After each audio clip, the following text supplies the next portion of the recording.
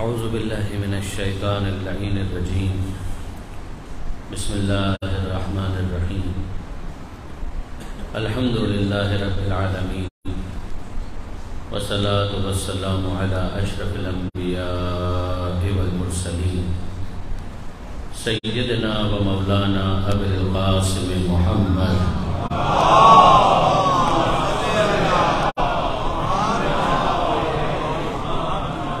وأهل بيته الطيبين الطاهرين المعصومين المظلومين المنتجبين المنتخبين الميامين لا سيما على الإمام المنتظر والحجة الثاني عشر الذين أذهب الله عنهم الرجس وطهرهم تطهيرا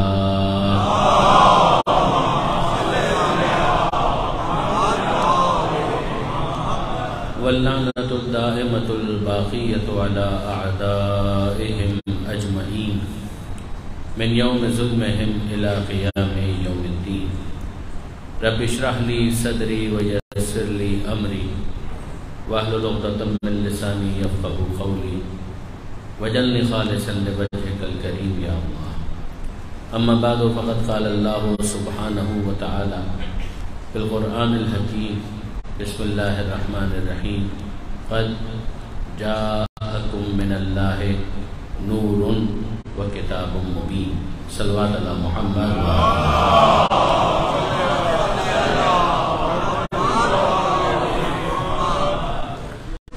برادران عزیز و خوانان محترم، نور اور کتاب موضوع مجالس ہے اور مسلسل آپ سورہ مائدہ کی اس 15ویں آیت کو سماعت فرما رہے ہیں۔ ارشاد پروردگار ہے قد جاءکم من اللہ، قد یقیناً، جاءکم تمہارے پاس آئے، من اللہ اللہ کی طرف سے، نور نور و کتاب مبین اور روشن کتاب۔ نور اور کتاب مبین کے درمیان حرف عطف ہے جس کو واو کہا جاتا ہے، جس طرح سے اردو میں اور استعمال ہوتا ہے اسی طریقے سے عربی میں واو استعمال ہوتا ہے، انگریزی میں اس کے لیے اینڈ استعمال ہوتا ہے، اور اس کا کام یہ ہوتا ہے کہ یہ مغایرت کا پتہ دیتا ہے جب تک کوئی قرینہ نہ ہو۔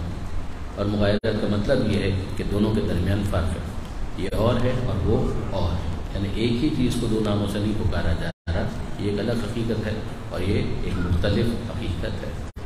ان دونوں کے درمیان اتحاد ہو سکتا ہے، اتفاق ہو سکتا ہے، یہ ہم رنگ ہو سکتے ہیں۔ ان دونوں کے درمیان ہر طرح کا اتفاق اس بات کی دلیل ہوگا کہ یہ الگ الگ ہونے کے باوجود ایک ہی سمت میں لے کر آگے بڑھتے ہیں۔ لہذا پروردگار عالم واضح طور پر کہہ رہا ہے کہ دو آئے، نور و کتاب مبین۔ اب دیکھیے برادران عزیز کہ اگر آپ اس کو ایک اور آیت کے ساتھ بھی ذرا لنک کر کے دیکھیں تو پروردگار عالم ارشاد فرماتا ہے کہ لن تجد لسنت اللہ تبدیلا، کہ تم ہرگز اللہ کے طریقہ کار میں تبدیلی نہیں پاؤ گے۔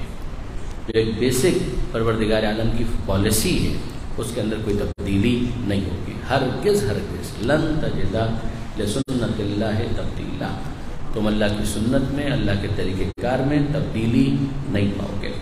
اور انصاف کی بات یہ ہے کہ یہ آیت ہمیں مجبور کرتی ہے کہ اس آیت کی روشنی میں ہم اس آیت کو سمجھنے کے لیے ٹریس کریں اور پیچھے کی طرف جائیں اور ذرا سے چیک کریں کہ قرآن مجید آغاز خلقت کے بارے میں کیا ارشاد فرماتا ہے اور اس وقت سے لے کر اب تک پروردگار عالم کا نظام اور طریقہ کار کیا ہے۔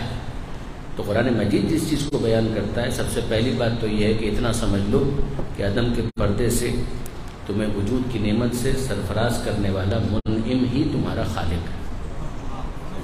یہ نہیں ہے کہ تم خود سے پیدا ہو گئے، یہ نہیں ہے۔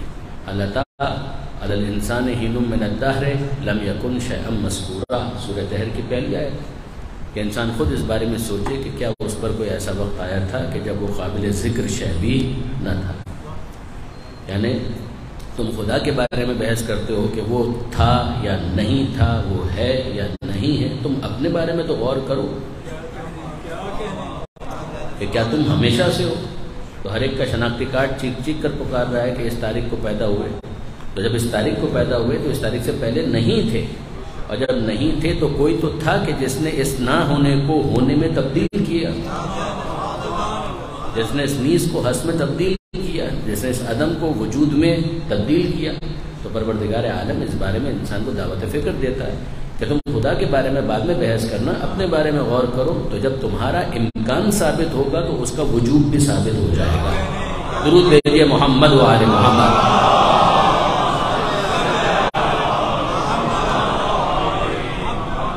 آپ دیکھیں گے کہ اس کو پروردگار عالم نے مختلف آیتوں کے اندر کبھی استعجاب کے ساتھ اف اللہ شک، کہ کیا تمہیں اللہ کے بارے میں شک ہے، فاطر السماوات والارض، کہ جو آسمان و زمین کا پیدا کرنے والا ہے، کہ اللہ کے بارے میں بھی تمہیں شک ہو سکتا ہے؟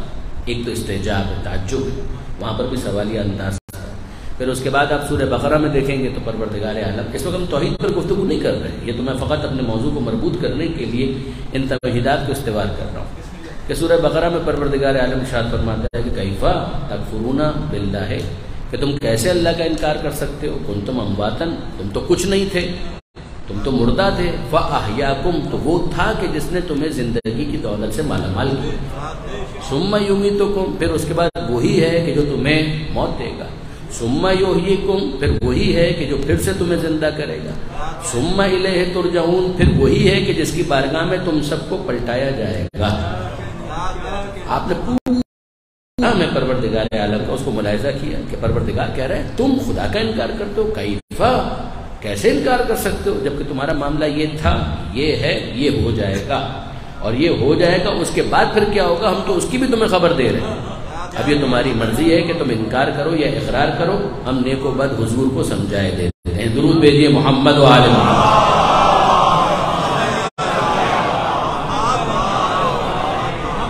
اب ظاہر ہے کہ پروردگار عالم نے ان سے پہلے نانا نانی، ان سے پہلے یہ سلسلہ کہاں تک جائے گا؟ وہ جد تک پہنچ جائے، اجداد تک پہنچ جائے، جد امجد تک پہنچ جائے، پیچھے جاتا چلا جائے، اور پھر اس کے بعد اس کے جتنے بھی مطالعات ہیں وہ اس کا ساتھ چھوڑ دیتے ہیں، اور پھر وہ کنجیکچرز کے اوپر آ جاتا ہے، اندازوں کے اوپر آ جاتا ہے۔ پھر اس کے بعد کبھی ان تھیوریز کو سائنس کا نام دے کر ایوولوشن کو ہمارے سامنے پیش کیا جاتا ہے۔ ٹھیک ہے، وہ سارے تھیوریز ہی ہیں، اپنے طور پر ارتقاء کے حوالے سے جو تھیوریز پیش کی گئی وہ اپنی جگہ تھیوری ہے۔ اب اس کے بعد اگلا مرحلہ آتا ہے کہ نہیں جناب انسان کیا ہے، تو ایک قرآن کا موقف ہے۔ ممکن ہے کہ بہت سارے وہ افراد کہ جو سائنٹیفکلی چیزوں کو انالائز کرتے ہیں، ایسیس کرتے ہیں، وہ اپنی تھیوریز کو پیش کریں اور اس کی بنیاد پر کہیں کہ کبھی امیبا ہوا کرتا تھا اور وہاں سے پھر آغاز ہوا اور پھر رفتہ رفتہ یہاں تک معاملہ پہنچ گیا۔ اسلام اس بارے میں قرآن مجید جو ہمیں بتاتا ہے وہ یہ بتاتا ہے کہ نہیں جناب، امیبا نہیں، امی اور ابا، وہ امیبا کی بات نہیں کرتا۔ امیبا اپنی جگہ پر حقیقت ہو سکتا ہے، مگر جو آدم علیہ السلام کی داستان قرآن مجید نے بیان کی ہے اس کے ساتھ یہ سنکرونائز نہیں کرتا یہ معاملہ۔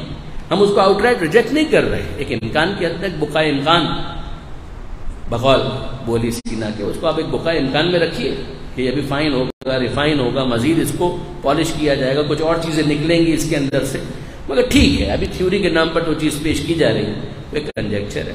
ٹھیک ہے، اچھا ٹھیک ہے، اس کو بعض افراد سائنٹیفک فیکٹ کے طور پر بھی پیش کرتے ہیں، اس کو بھی رکھیے ایک طرف۔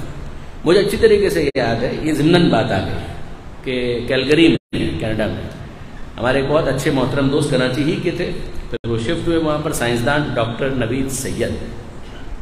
ہو سکتا ہے کہ آپ میں سے بعض جو سینئرز ہیں وہ ان سے واقف بھی ہوں، بہت پڑھے لکھے انسان، بہت متواضع، بہت عزادار، یعنی بہت بڑی شخصیت وہ بن گئے، مگر اس کے باوجود ڈاؤن ٹو ارتھ ہیں، یہ ان کی سب سے اچھی بات ہے کہ سائنسدان ہیں، ریکگنائز سائنسدان ہیں، جن کے انٹرویوز ہوتے ہیں، انٹرنیشنل پیپرز میں ان کے مقالے شائع ہوتے ہیں، سب کچھ، مگر اس کے باوجود سو ڈاؤن ٹو ارتھ کے واقعی دل چاہتا ہے کہ ان سے ملاقات کی جائے۔ وہ اتنے زیادہ امام زمانہ کے معتقد ہیں کہ اگر اس لیول کے اوپر بھی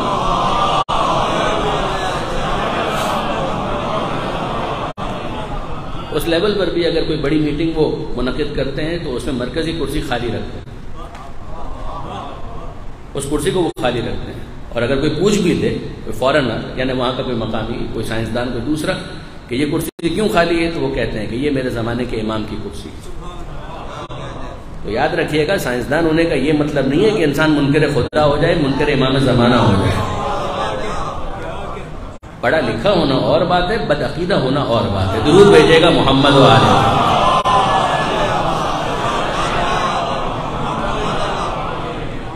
تو مجھے یاد ہے کہ انہوں نے ایک مرتبہ یہ چیز ڈسکشن میں آئی تھی، تو ظاہر ہے کہ وہ بھی گفتگو فرما رہے تھے، سوال ہم نے بھی کیے سمجھنے کے لیے بہت ساری چیزوں کو. تو انہوں نے ایک مرتبہ یہ کہا کہ I am still waiting for a day, آج بھی مجھے اس دن کا انتظار ہے کہ بھائی اگر اس طرح کا ارتقا یوں ہی ہوا کرتا ہے تو پھر رک کیوں گیا؟ پھر اگر ہزاروں لاکھوں کروڑوں سالوں کے اوپر محیط بھی اگر یہ ارتقا کا سلسلہ ہے تو کسی ایک جگہ پر ہی ہو رہا ہے، کہیں اور بھی ہو سکتا ہے. تو I am still waiting for a day کہ جب جنگل سے کوئی انسان برآمد ہو اور یہ کہے بندر کی صورت میں کہ glad to meet you, I am George Bush. جو لفظ انہوں نے استعمال کیا تھا میں وہی استعمال کر رہا ہوں کہ آج بھی کوئی نکلے وہاں سے آئے اس طرح سے اور بالکل ننگ دھڑن جس انداز کا وہ ہو سکتا ہے ایک را فارم کے اندر، اور وہ اپنے الفاظ جو بھی اس کے ہوں اس کے اندر یہ کہنے کی کوشش کرے کہ سر میرا یہ تعارف ہے، میں آپ سے ملاقات کرنے کے لیے آیا ہوں، اور پھر دوسری دنیا کو وہ دیکھے اور پھر پریشان ہو جائے، پھر اس کے بعد ایک نیا سلسلہ شروع ہو. تو بہرحال یہ تمام تر چیزیں اپنی جگہ پر، یہ بحثیں ہیں، ہوتی رہیں گی. میں اس کو بالکل آؤٹ رائٹ ریجیکٹ بھی نہیں کر رہا، اور یہ بھی گزارش کر دوں کہ اس کو قبول کرنے کا یہ مطلب بھی نہیں ہے کہ کوئی خدا کا منکر ہو گیا. خدا کا عقیدہ اس سے بھی جدا کرنا ہے، ہاں، لیکن یہ ضرور ہے اپنی جگہ پر کہ جو آغاز خلقت کے بارے میں، انسانی خلقت کے آغاز کے بارے میں قرآن مجید نے پورا ایک پروسیس بیان کیا ہے، اور جو داستان آدم علیہ السلام کی بیان کی یہ اس کے ساتھ میچ نہیں کرتا، یہ اس کے ساتھ ریکنسائل نہیں کرتا. تو جناب آدم علیہ السلام کے حوالے سے قرآن مجید نے جو بیان کیا وہ کیا ہے؟ وہ یہ ہے کہ وہی نوع بشر میں فرد اول ہے، وہی اول بشر ہے اور وہی معلم بشر. یعنی غور کیجئے گا، میں اپنے موضوع کے ساتھ اس کو مربوط کرنا چاہ رہا ہوں. وہی اول بشر ہے اور وہی معلم بشر. پروردگار عالم کیا کہہ رہا ہے فرشتوں کے سامنے کہ انی جاعل فی الارض خلیفہ، کہ میں زمین میں خلیفہ بنانے والا ہوں. تو میرا سوال یہ ہے کہ اے پروردگار، یہ خلیفہ جو تو بنانے جا رہا ہے یہ عام انسان ہوگا یا معلم؟ تو جواب ہے معلم. یہ معلم ہے، یہی زمین پر جائے گا اور اسی کی جو اولاد ہوگی وہی اس کی امت ہوگی، اسی سے نسل انسانی آگے بڑھے گی. تو اے پروردگار یہ کیا معاملہ ہے؟ اگر ایک انسان کو بنانے کا فیصلہ کیا ہے تو کتاب کہاں ہے؟ کتاب کے آنے میں بہت وقت ہے. تو مالک اگر کتاب کے آنے میں بہت وقت ہے تو معلم بھی بعد میں آئے. تو پروردگار عالم کی طرف سے یہ پروسیس جواب دے رہا ہے کہ سمجھ جاؤ کہ ہم یہ تمہیں کیا سمجھانا چاہتے ہیں، کہ سمجھ جاؤ کہ ایک دن کے لیے بھی خدا کو یہ پسند نہیں ہے کہ مخلوق ہو رہنما نہ ہو. ایک دن کے لیے پروردگار عالم کو یہ پسند نہیں ہے کہ مخلوق ہو اور رہنما نہ ہو. تو مالک کتاب اپنے وقت پر آ جائے گی، مگر معلم کا ہونا پہلے ضروری ہے. تو مالک کتاب بعد میں آئے گی. اس سے بھی یہ سمجھ میں آ گیا کہ کتاب نہ ہو تو رہنمائی ہو سکتی ہے، رہنما نہ ہو تو رہنمائی نہیں ہو سکتی. درود بھیجے گا محمد و آل محمد.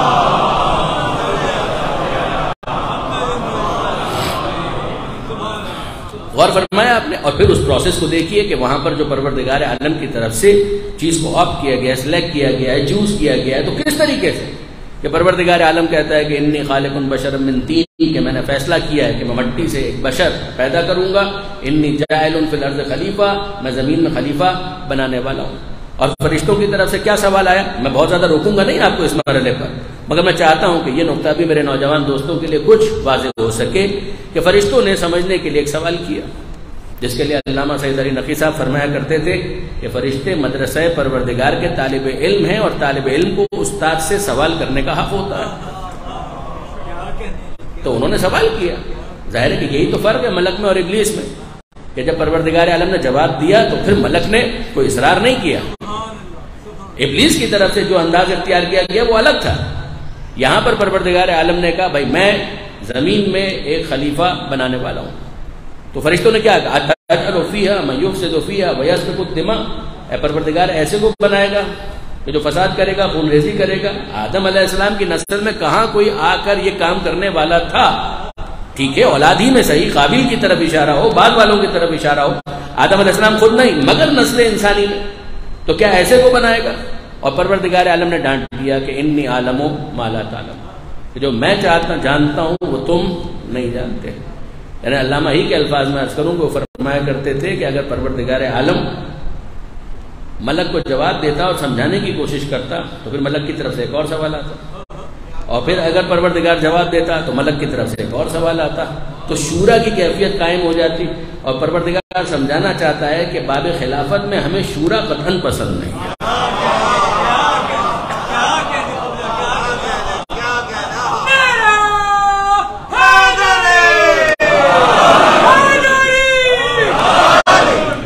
تو آپ نے غور فرمایا. اب یہاں پر پروردگار عالم نے کہا بھائی سیدھی اور صاف بات، یہ عہدہ میرا ہے، میں جس کو اپوائنٹ کروں یہ میری مرضی، حکیم ہوں تو حکمت کے خلاف نہیں کروں گا. اور پھر اس کے بعد جو اس کی ڈیٹیلز ہیں وہ اپنے مقام پر آئی. جیسا کہ میں نے عرض کیا کہ اس وقت اس مکمل بحث کو آپ کے سامنے پیش کرنا مقصود نہیں ہے، مگر اتنا ہے کہ فرشتوں کا اجماع تھا، فرشتوں کا اجماع تھا کہ آدم علیہ السلام کو خلیفہ نہیں ہونا چاہیے، چاہے انہوں نے سمجھنے کے لیے پوچھا. ہمیں کسی قسم کا کوئی ڈس ایگریمنٹ نظر نہیں آتا، کسی قسم کا کوئی اختلافی نوٹ نظر نہیں آتا. پروردگار عالم نے جس چیز کو وہاں پر مینشن کیا ہے، قرآن مجید کے کئی سوروں میں اس بحث کو پروردگار عالم نے بیان کیا ہے. من جملہ سورہ بقرہ بھی ہے، سورہ آراف بھی ہے، سورہ ہجر بھی ہے، کئی سوروں پروردگار عالم نے اس کو بیان کیا ہے کہ بھئی ملائکہ نے کہا مالک ایسے کو بنائے گا. سوال ہے صرف سمجھنے کے لیے، مگر ان کے سوال کے ذریعے سے اتنا سمجھ میں آ گیا کہ وہ سب کے سب کنسنسس رکھتے ہیں، ان سب کا اتفاق ہے، ان سب کا اجماع ہے کہ آدم کو خلیفہ نہیں ہونا چاہیے. اور پروردگار عالم نے ان کے اجماع کو توڑ کر رکھ دیا. تو تمہارے اجماع کی حیثیت کیا ہے؟ تو اب میں پوچھتا ہوں کہ آدم کون ہے؟ کہ خلیفہ. کس سے بنے ہیں؟ مٹی سے. ملائکہ کون ہے؟ نوری مخلوق. اب مجھے یہ کہنے کا حق دیجئے کہ اگر خاکی خلیفہ کے مقابلے میں نوری ملائکہ کا اجماع نہیں چل پایا تو نوری خلیفہ کے مقابلے میں خاکی بندوں کے اجماع کی حیثیت کیا ہے؟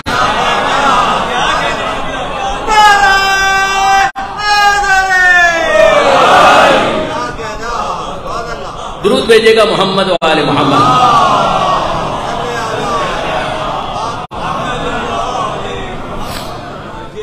تو آپ نے اندازہ کیا برادران عزیز کہ یہ ایک فیکٹ ہے کہ جو قرآن مجید کے اندر پروردگار عالم نے بیان کر دیا، انی عالم ما لا تعلم. پھر اس کے بعد جب منزل آئی تو اس کو واضح بھی کر دیا گیا. مگر اگلا مرحلہ کہ جب اس کو نوک پلک سے سوار لوں، اذا سویتہ ونفخت فیہ من روحی فقعوا لہ ساجدین، کہ جب میں اسے نوک پلک سے سوار لوں اور اس میں اپنی باز روح کو پھونک دوں تو تم کیا کرو؟ فقعوا لہ ساجدین، تم سب کے سب اس کے سامنے سجدہ ریز ہو جانا. اور پھر اس کے بعد آپ جانتے ہیں کہ ملائکہ نے ذرا سا بھی پس و پیش سے کام نہیں لیا. کوئی اعتراض نہیں کہ مالک تیرا حکم ہے. تو ملائکہ کی تو شان یہ ہے کہ عباد مکرمون لا یسبقونہ بالقول وہم بامرہ یعملون، کہ عباد مکرم پروردگار کے معزز بندے ہیں، قول پروردگار پر سبقت نہیں کرتے. وہ سیکھنے کا معاملہ تھا، سیکھ لیا، مگر یہاں پر لا یسبقونہ بالقول، جو حکم دیا گیا ڈو ایز ڈائریکٹڈ. تو پھر اس کے بعد کسی قسم کی کوئی بھی آپ کو کمی نظر نہیں آئے گی اس حکم کے اندر. وہ سب کے سب سجدہ ریز ہو گئے الا ابلیس، مگر ابلیس نے انکار کر دیا. اور پروردگار عالم کہتا ہے ابا، اس نے انکار کیا، واستکبرا، اور اس نے تکبر کا مظاہرہ کیا، وکانا من الکافرین، اور وہ کافروں میں سے ہو گیا. ایک ترجمہ یہ بھی ہے اور وہ بھی درست ہے کہ وہ تھا ہی پرانا کافر، وہ تھا ہی پرانا کافر. اور ہمارے محترم استاد جناب علامہ طالب جوہری صاحب یہی ترجمہ کیا کرتے تھے. دونوں ترجمے ٹھیک، یہ ترجمہ بھی ہو سکتا ہے، وہ ترجمہ بھی ٹھیک ہے. کانا من الکافرین، وہ تھا ہی پرانا کافر. تب اس کے بعد وہی یہ سوال اٹھاتے تھے کہ اگر وہ پرانا کافر تھا تو پھر ملائکہ کی صحبت میں کیوں رہنے دیا؟ تو یہاں پر یہ سمجھنے کی ضرورت ہے کہ ملائکہ کی صحبت ہو یا کسی اور کی صحبت ہو، ابلیس ہی رہتا ہے. درود بھیجے گا محمد و آل محمد.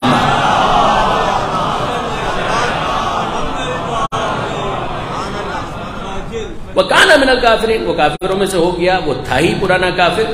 اور پھر اب پروردگار عالم نے سوال کیا کہ ابلیس تو نے کیوں سجدہ نہیں کیا؟ تو اس نے کہا کہ انا خیر ہوں، میں تو اس سے بہتر ہوں. آپ غور کیجیے، ملائکہ سوال کر رہے تھے اور یہاں پر ورڈکٹ انا خیر ہوں، میں تو اس سے بہتر ہوں.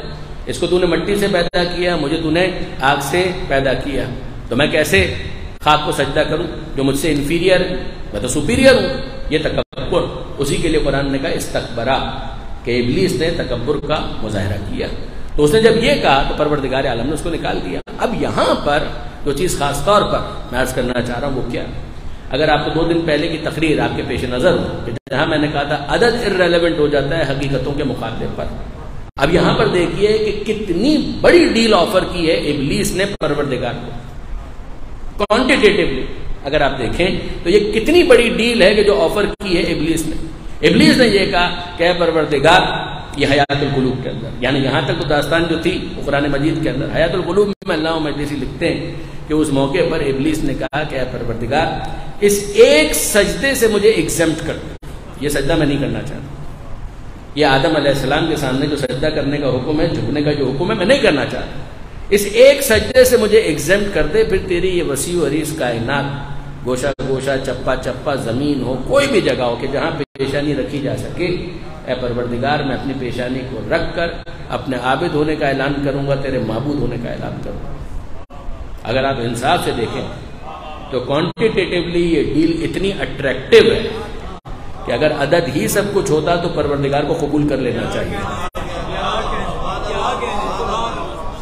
اتنی اٹریکٹیو ڈیل، اتنی اٹریکٹیو کہ اے پروردگار اس ایک سجدے سے مجھے ایگزامٹ کر دے، وہ سجدہ میں نہیں کرنا چاہتا، باقی ہر جگہ جاؤں گا، لاکھوں کروڑوں اربوں، یعنی گویا زندگی بھر قیامت تک میں سجدہ ہی کرتا رہوں گا، میں تیرے سامنے سجدوں کے ڈھیر لگا دوں، بس چاہتا یہ ہوں کہ اس ایک سجدے سے مجھے ایگزامٹ کر دے۔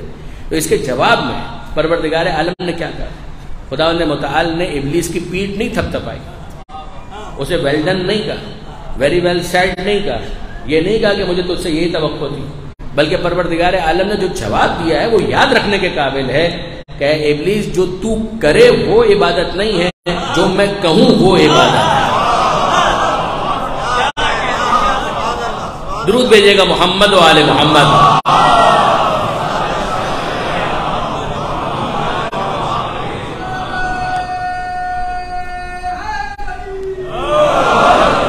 اب اگر برادران عزیز یہ بات واضح ہوئی نا تو میں آگے بڑھ جاؤں کہ دیکھیے، اگر پروردگار عالم کا فیصلہ یہ ہے کہ لن تجد لسنت اللہ تبدیلا، کہ تم ہرگز ہرگز اللہ کی سنت اور طریقہ کار میں تبدیلی نہیں پاؤ گے، تو اگر آغاز میں پروردگار کی سنت یہ ہے کہ خلق ہو تو معلم بھی ہو، تو پھر ماننا پڑے گا کہ جو پالیسی آغاز میں تھی وہی اختتام پر بھی ہے۔ یعنی خدا نے اگر یہ طے کیا ہے کہ پہلی مخلوق آئے تو معلم کے بغیر نہ آئے، تو ماننا پڑے گا کہ قیامت تک جتنے انسان موجود ہیں، جب تک انسان موجود ہے کوئی اس طرف کا معلم نور بن کر موجود رہے گا۔ یہ پھر نہیں ہو سکتا کہ پروردگار عالم اس پالیسی کو تبدیل کر دے، یہ نہیں ہوگا۔ پروردگار عالم کی طرف سے یہ پالیسی اسی طریقے سے انٹیکٹ رہے گی۔ اچھا اب آگے بڑھیے، دیکھیے برادران عزیز کہ کیا وجہ ہے کہ رہنمائے ناطق کی اتنی ضرورت ہے۔ کچھ باتیں میں نے کل بھی گزارش کی، آج میں اس کو تھوڑا سا اور آگے بڑھانا چاہ رہا ہوں، اور میں نے پہلے ہی گزارش کی کہ یہ سارا تھیسس ہے جناب علامہ سید علی نقی صاحب کا، اور انہوں نے بہت ایلیکوینٹلی اس کو لیبریٹ کیا، انصاف کی بات کی، تو انہوں نے حق ادا کر دیا۔ اچھا اب دیکھیے اس کے اندر کہ پہلی مشکل کیا ہے۔ بات تھوڑی اکیڈمک ہے مگر میں آپ کی توجہات چاہوں گا کہ ذرا غور فرمائیے، کیا ضرورت ہے کہ پروردگار عالم کی طرف سے کوئی معلم ناطق ضرور بضرور آئے، کوئی ناطق رہنما ضرور بضرور آئے، اور اس کی کیا وجہ ہے کہ پہلے معلم ہوگا، کتاب بعد میں ہوگی۔ یعنی یہ ہمیشہ پروردگار عالم کا طریقہ کار۔ آدم علیہ السلام کو دیکھ لیجئے، وہاں پر تو باقاعدہ فارمل کتاب ہی آپ کو نظر نہیں آ رہی۔ رسالت کا آغاز ہوا ہے جناب نوح علیہ السلام، باقاعدہ جو قرآن مجید کے اندر ہمیں صحیفے کی نسبت ملی وہ جناب ابراہیم علیہ السلام کی طرف، ان ھذا لفی الصحف الاولی صحف ابراہیم و موسیٰ۔ پھر اس کے بعد مشہور جتنی بھی کتابیں ہیں، ان سب کو آپ اکٹھا کریں، جو کیا اہل کتاب نے، تو آپ اس کو دیکھیے کہ اولڈ ٹیسٹمنٹ اور نیو ٹیسٹمنٹ، اس میں صرف توریت نہیں ہے، توریت کے علاوہ بھی جو صحیفے ہیں ان سب کو جمع کر دیا گیا، اور جو انجیل کے نام پر انہیں ملا اس کو بھی انہوں نے جمع کر دیا، میتھیو کی انجیل یہ ہے، لوک کی انجیل یہ ہے، وغیرہ وغیرہ، وہ سب جمع کر دی گئی۔ دیگر انبیاء کے صحیفے وہ سب کے سب جمع کر دیے گئے۔ اب یہ سارے کے سارے صحیفے جب جمع کیے گئے تو حجم کے اعتبار سے کتنے بنے؟ حجم کے اعتبار سے، سائز کے اعتبار سے کتنے بنے؟ اتنے کہ جتنا ہمارا قرآن، یعنی قرآن مجید کی اوتھینٹسٹی کے اوپر مسلمانوں کو ناز ہے اور واقع ہونا چاہیے۔ اِنَّا نَحْنُ نَزَّلْنَا الذِّكْرَ وَإِنَّا لَهُ لَحَافِظُونَ، کیا کہنا ہے، نہ کوئی اضافہ نہ کوئی کمی۔ مگر یہ اتنی تعریفات کے بعد اور اتنا کھونے کے بعد اور پھر پانے کے بعد جو گزشتہ صحیفے حاصل کیے گئے، جمع کیے گئے، تو آپ اس کو دیکھ بھی لیجئے، چیک بھی کر لیجئے اور پڑھ بھی لیجئے کہ اس کا سائز کتنا۔ یہ ہے میراث کہ جو کل حاصل ہو پائے، جس کے اندر تحریف بھی ہے، وہ سب کا سب یہاں پر۔ پہلا صحیفہ کب نازل ہوا کوئی اطلاع نہیں۔ پہلا نبی کون تھا؟ آدم، سب کو معلوم۔ آدم علیہ السلام کے اوپر باقاعدہ کوئی کتاب نازل ہو رہی ہے؟ جواب جی نہیں۔ شیس علیہ السلام کے اوپر کوئی باقاعدہ کتاب نازل ہو رہی ہے؟ کوئی اطلاع نہیں۔ پہلا صحیفہ جس کے بارے میں پتہ چلتا ہے باقاعدہ قرآن مجید کی روشنی میں، وہ جناب ابراہیم علیہ السلام کا ذکر ہے، اور دیگر انبیاء کا ذکر بھی پروردگار عالم نے کر دیا کہ ان کے اوپر یہ کتاب نازل ہوئی، یہ کتاب نازل ہوئی۔ رسولوں کے ساتھ علی الاطلاق بھی کتاب کا تذکرہ سورہ حدید کے اندر پروردگار عالم نے کیا۔ لیکن اب بحث یہ ہے اور سوال یہ ہے کہ کیا سبب ہے کہ پہلے معلم آئے اور پھر اس کے بعد کتاب آئے؟ بہت سے معلم بغیر کتاب کے آ گئے، پھر کتاب آئے، اور کتاب آنے کے بعد پھر انبیاء کا ایک سلسلہ ہو، پھر وہ کتاب منسوخ ہو جائے، پھر اس کے بعد ایک اور کتاب آئے، اس میں بھی پہلے معلم ہو، نبی ہو، رسول ہو، اور پھر اس کے بعد کتاب اس کے اوپر نازل ہو، پھر وہ کتاب منسوخ ہو جائے۔ سمجھ میں یہ آتا ہے کہ ابتداءً تو پروردگار عالم نے کتاب کو نازل ہی نہیں کیا۔ اگلے مرحلے کے اندر کہ انبیاء کو تو بھیج دیا بغیر کتاب کے، پھر ایک مرحلہ آیا کہ جہاں پر پروردگار عالم نے کتاب کو انٹروڈیوس کیا، وہ کتاب منسوخ ہونے والی۔ انبیاء کا ایک سلسلہ آتا ہے کہ جو اسی کتاب کو لے کر چلتا ہے اور اسی پر عمل کرتا ہے، پھر وہ کتاب منسوخ ہو جاتی ہے۔ پھر انبیاء کا ایک اور سلسلہ آتا ہے اور پھر ایک اور کتاب آتی ہے، پھر اس کتاب کو لے کر انبیاء چلتے ہیں، اور پھر جب وہ کتاب بھی منسوخ ہو جاتی ہے پھر ایک نئی کتاب آتی ہے، مگر وہ بھی کسی نہ کسی نبی پر آتی ہے۔ نبی پہلے آتا ہے، کتاب بعد میں آتی ہے، یہاں تک کہ یہ آخری کتاب، یہ جو ختمی مرتبہ احمد مجتبیٰ محمد مصطفیٰ صلی اللہ علیہ وآلہ وسلم، پیغمبر اکرم پر نازل ہوئی، نبی بھی آخری اور کتاب بھی آخری۔ وہ نبی خاتم النبیین اور یہ کتاب خاتم الکتب، کتاب بھی آخری۔ اب یہاں پر واقعاً ایک لمحہ فکریہ ہے تمام مسلمانوں کے لیے کہ وہ ذرا غور کریں اس بات کے اوپر کہ منسوخ ہونے والی کتابوں کو نافذ کروانے کے لیے تو انبیاء اور رسولوں اور رہنماؤں کا سلسلہ چلتا رہا، تو کیا وہ کتاب جسے قیامت تک جانا ہے پروردگار کسی وارث کے بغیر رہنے دے گا؟ یہ کتاب منسوخ نہیں ہونے والی، اس کتاب کو جانا ہے قیامت تک، تو کیا اس کا کوئی وارث ہوگا یا نہیں ہوگا؟ قرآن مجید نے ذکر کیا ہے ثم اورثنا الکتاب الذین اصطفینا من عبادنا، پھر اس کے بعد کتاب تو نازل کر دی، صاحب کتاب یہ ہیں، اور اب ان کے بعد اورثنا، ہم نے وارث بنایا، ہم نے وارث بنایا الکتاب، اس کتاب کا۔ یہ کوئی دو نمبر وارث نہیں ہے جو اپنے طور پر وارث بن گیا ہو، نہ، ہم نے وارث بنایا۔ کس کو بنایا؟ ثم اورثنا الکتاب، اس کتاب کا ہم نے وارث بنایا۔ کن کو بنایا؟ الذین اصطفینا، ان کو بنایا کہ جو ہماری نظر میں منزل استفاء پر مصطفیٰ ہیں، اور من عبادنا، یہ ہمارے بندوں میں سے ہیں، سارے بندے نہیں، من عبادنا، یہ ہمارے بندوں میں سے ہیں۔ کچھ تو ایسے ہیں کہ جو اس قابل ہی نہیں تھے، جب اس قابل نہیں تھے تو استفاء کیوں ہوگا، پھر مصطفیٰ کیوں ہوں گے، چنیدہ کیوں ہوں گے؟ یاد رکھیے گا ایک بندے کا ذکر نہیں ہے۔ شاہ ولی اللہ اس میں پریشان ہوئے ہیں، انہوں نے کہا کہ بظاہر محسوس یہ ہوتا ہے کہ وہ سینہ پیغمبر ہی کا تھا، بظاہر محسوس یہ ہوتا ہے کہ وہ جس کو بنایا گیا وہ فقط پیغمبر ہی تھے، پیغمبر تو ایک عبد ہے، مگر یہاں پر تو وارث کا ذکر ہو رہا ہے، حامل کا ذکر نہیں ہو رہا، صاحب کا ذکر نہیں ہو رہا۔ صاحب اور حامل وہ ہے کہ جس کے دل پر نازل کیا گیا تھا، وارث وہ ہے کہ جس پر نازل نہیں کیا گیا، وہ اس کا محافظ بن کر کام کو آگے بڑھانے والا ہے۔ درود بھیجیے محمد و آل محمد۔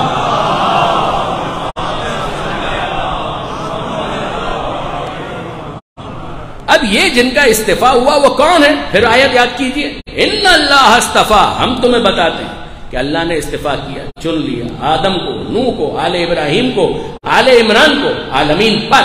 اس کا مطلب یہ ہے کہ اگر خدا کے مصطفیٰ بندے آل ابراہیم میں ہیں اور اس کتاب کا وارث خدا کا مصطفیٰ بندہ ہے تو ماننا پڑے گا کہ قیامت تک آل ابراہیم میں سے کوئی منزل استفاء پر ایسا ضرور ہے کہ جسے خدا باقی رکھے گا۔ درود بھیجیے گا محمد و آل محمد۔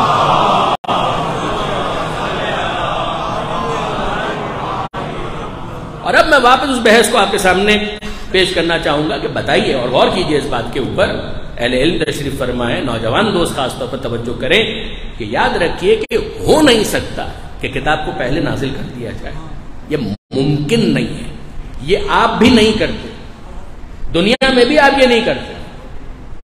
خدا جو صاحب اولاد ہے ان کی اولاد کو سلامت رکھے، اور جو بے اولاد ہیں انہیں اولاد عطا کرے۔ میں پوچھتا ہوں آپ سے کہ مجھے ایک بات بتائیے، جب بچہ پیدا ہوتا ہے تو آپ کیا کرتے ہیں؟ خوشیاں مناتے ہیں، پھر اس کی تربیت کے بارے میں غور و فکر کرتے ہیں، پھر اس کے بعد کیا کرتے ہیں؟ پھر اس کے بعد اس کی تعلیم کی طرف متوجہ ہوتے ہیں۔ تو آپ تعلیم کیسے شروع کرتے ہیں؟ کتاب کے ذریعے سے؟ کیا آپ کتاب کے ذریعے سے تعلیم شروع کریں گے؟ کتاب کاغذ کا مجموعہ ہے، کاغذ کے اوپر الفاظ ہیں، بلکہ یہ بھی غلط، الفاظ کچھ نقوش کی صورت میں کاغذ پر محفوظ کیے جاتے ہیں، جو آپ کا اور میرا کنونشن ہوتا ہے کہ ہم اس لفظ کو یوں لکھیں گے، یہ کوڈ ہے آپ کا اور میرا، ایک اتفاق ہے۔ آپ مجھے بتائیے وہ احباب کہ اب جو اردو سے واقف نہیں ہے مگر نوحوں میں دلچسپی رکھتے ہیں تو پڑھتے کیسے؟ کہ رومن اردو میں لکھ رہے ہیں، بہت برا لگتا ہے، یعنی میں تو اہل زبان نہیں ہوں مگر مجھے بھی بہت برا لگتا ہے، مگر بہرحال وہ پڑھ رہے ہوتے ہیں۔ تو جب پڑھ رہے ہوتے ہیں تو حروف جس زبان کے اندر لکھے ہوئے ہیں وہ انگریزی ہے، یہ وہ رسم الخط تو نہیں تھا، مگر پڑھ اردو رہے ہیں، تو کیا ہو گیا؟ انہوں نے کوڈ چینج کر دیا، انہوں نے کوڈ تبدیل کر دیا۔ اگر کوئی مثال کے طور پر دو نسلیں چائنا کے اندر جس کی ہوں اور اردو زبان فقط بول چال کی حد تک ہو، تو ممکن ہے وہ چائنیز رسم الخط کے اندر بھی اردو کا کوئی مضمون لکھ کر آپ کے سامنے لے آئے۔ آپ اس کو دیکھیں گے تو کہیں گے یہ کیا لکھا ہو، اس لیے کہ آپ اس رسم الخط سے واقف نہیں ہیں، مگر وہ اس رسم الخط سے واقف ہے۔ اب میں آپ سے کہتا ہوں کہ اگر کوئی اردو کے رسم الخط سے واقف نہیں ہے تو وہ اردو کو اردو حروف تہجی کے اندر نہیں پڑھ پائے گا۔ تو اس کا مطلب کیا ہوا؟ مطلب یہ ہے کہ کاغذ کے اوپر جو الفاظ ہیں وہ نقوش کی صورت میں، کوڈز کی صورت میں آپ محفوظ کر لیتے ہیں۔ پہلے زمانے کے اندر اس سے بھی جو ایک پریمیٹیو اسٹائل تھا وہ کیا تھا، جو اس کے ماہر ہیں، ماہر لسانیات، وہ بتاتے ہیں اور وہی اس کے اوپر زیادہ روشنی ڈال سکتے ہیں۔ کبھی پہلے جب کسی طرح کی زبان کا کوئی رواج نہیں تھا، جو ان کی تحقیقات ہے، میں اس کو سیکنڈ کرنے کے لیے یہاں پر نہیں بیٹھا، میں صرف سمجھانا چاہ رہا ہوں کہ بادشاہ نے 2 دن کا سفر کیا تو ایک تاج بنا دیا، 2 سورج بنا دیے اور پھر ایک تاج بنا دیا۔ اس کے ذریعے سے کیا سمجھایا گیا؟ تاج یعنی بادشاہ، ایک سورج یعنی ایک دن، دوسرا سورج یعنی دوسرا دن، اور پھر ایک اور تاج بنا دیا۔ تو اس کے ذریعے سے کیا سمجھایا کہ بادشاہ سلامت نے 2 دن کا سفر مکمل کر لیا۔ اب کوئی لفظ نہیں لکھا گیا، کوئی جملہ نہیں کہا گیا، مگر اس کوڈ کے ذریعے سے انہوں نے اپنے جنرل ایک کنسنسس کو استعمال کیا اور ایک بات کو کتاب کے اندر منتقل کر دیا۔ اگر کوئی سمجھ رہا ہے تو ٹھیک ہے، اور اگر نہیں سمجھ رہا تو اس کے لیے بالکل ایک اسٹرینج معاملہ، ایک اجنبی معاملہ ہو گیا۔ اب وہ بچہ جو اس دنیا کے اندر تازہ آیا ہے، آپ تو بالغ ہیں، آپ تو پڑھے لکھے ہیں، آپ تو سمجھدار ہیں، آپ تو کسی مرحلے سے گزر چکے ہیں جہاں پر اتنی ساری چیزیں اسٹیبلش ہو چکی ہیں کہ اس لفظ کو یہ کہا جائے گا، اس لفظ کو یوں لکھا جائے گا، اس جملے کو یوں لکھا جائے گا، یہ آپ کے لیے اسٹیبلش ہے، اس کے لیے تو نہیں ہے۔ اب آپ اگر اس کے سامنے کسی کتاب کو رکھ دیں تو اس کے لیے وہ پڑھنے کی چیز نہیں ہے، پھاڑنے کی چیز ہے، وہ اسے کھیلنا شروع کر دے گا، اس لیے کہ وہ تو واقف ہی نہیں ہے۔ تو اب آپ کیا کرتے ہیں کہ پہلے اس کو واقف کرواؤ، پہلے وہ بھی اس فضا کے اندر آئے، پہلے وہ بھی اس ماحول کے اندر آئے، وہ سمجھے، تو اب آپ اس کو بتاتے ہیں کہ دیکھو اس کو یوں سمجھو، اس کو یوں سمجھو، یہ جو تم کہہ رہے ہو، تو یہ کہہ رہے ہو، یہ کس نے اس کو سکھایا؟ یہ آپ نے اس کو سکھایا۔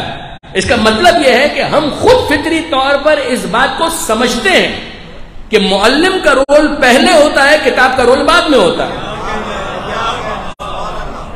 توجہ ہے کہ معلم کا رول پہلے ہوتا ہے، کتاب کا رول بعد میں ہوتا ہے۔ کتاب اپنا رول پلے کرے گی مگر لیٹر فیز کے اندر۔ اب میں آپ سے پوچھتا ہوں کہ جو اس وقت نو مولود کا مسئلہ ہے وہ ابتدائے تخلیق میں پوری نوع بشری کا مسئلہ ہے، پوری نوع بشری کا یہی مسئلہ ہے کہ اس وقت کوئی رسم الخط نہیں ہے، اس وقت کسی قسم کا کوئی اسکرپٹ نہیں ہے۔ یعنی اگر پروردگار عالم فرض کیجئے کہ کتاب کو نازل کر دے کسی درخت کے اوپر، کسی غار کے اوپر، اور یہ کہے کوئی منادی ندا دے دے فرشتوں میں سے کہ بھئی اے انسانوں، یا ایھا الناس ایک کتاب ہے جو پروردگار عالم کی طرف سے غار کے اندر نازل کی گئی ہے، لے لو. تو پہلے تو ان کو سمجھائیے کتاب ہوتی کیا ہے، اور اگر وہ کتاب لے آئیں تو جو اس پر لکھا ہوا ہے اس کو پڑھیں کیسے؟ کیا وہ اس رسم الخط سے واقف بھی ہیں؟ ان کے لیے تو وہ ایک عجیب سی چیز ہے کہ جس کو وہ پہچانتے نہیں. تو وہ تو بے ادبی بھی کریں گے. جس طرح سے وہ چھوٹا بچہ کتاب کو پھاڑ رہا ہے، ممکن ہے کہ یہ بھی اس کتاب کو پھاڑ دے کہ یہ کیا ہے، ہم کو تو کچھ سمجھ میں نہیں آ رہا. یاد رکھیے گا، ابتدا میں، فطرت کی ابتدا میں، خلقت کی ابتدا میں ہمیں وہابی تعلیم کا معترف ہونا پڑے گا. اس کے سوا کوئی چارہ نہیں کہ پروردگار عالم کی طرف سے کتاب نازل نہیں ہوگی. پہلے وہاں کا پڑھا پڑھایا یہاں پر آئے گا، جو اتنا پڑھا دے کہ جس کے بعد کتاب سمجھ میں آ سکے.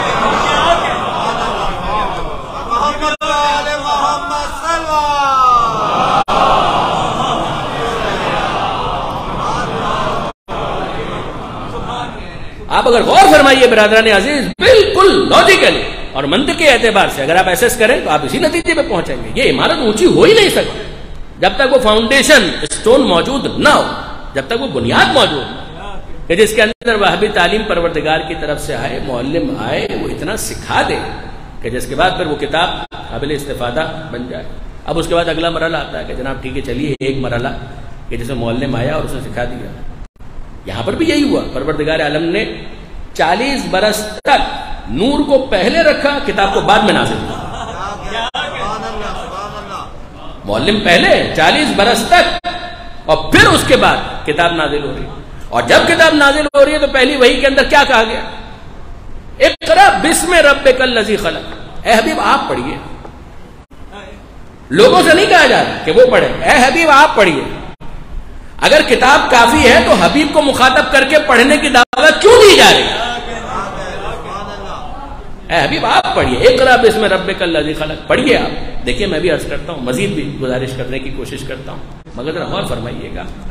مسئلہ یہ ہے کہ اگر حروف سے، الفاظ سے وہ واقف ہو بھی گیا، اور پھر واپس آ جائیے اسی بچے کی مثال پر کہ چھوٹا بچہ تھا، آپ نے اس کو سکھا دیا، اب اس کو زبان آتی ہے، بول بھی لیتا ہے، پڑھ بھی لیتا ہے، لکھ بھی لیتا ہے. آپ اس سے لکھوا لیجیے مائی بیسٹ فرینڈ، لکھ دے گا. مائی ہاؤس، وہ لکھ دے گا. میرا شہر، وہ ایک مضمون تیار کر دے گا، لکھ دے گا. لیکن مسئلہ اگلا کیا آتا ہے؟ ابھی بھی کتاب کافی نہیں. اگر کتاب کافی ہے تو بس زبان سکھا دی، اس کو نکالیے اسکول سے.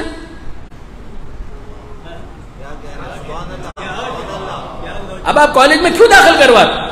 آپ اسکول میں کیوں اس کو آگے بڑھنے دیتے ہیں؟ 4 5ویں کلاس تک اس نے زبان سیکھ لی. اب آپ اسے کہیے لائبریری میں جاؤ اور بس کتابیں پڑھتے رہو، تو جواب ملے گا نا نا نا، یہ تھوڑی ہوگا. تو آپ کے لاشعور میں موجود ہے کہ زبان سیکھنے کے باوجود کتاب کافی نہیں ہوتی ہے.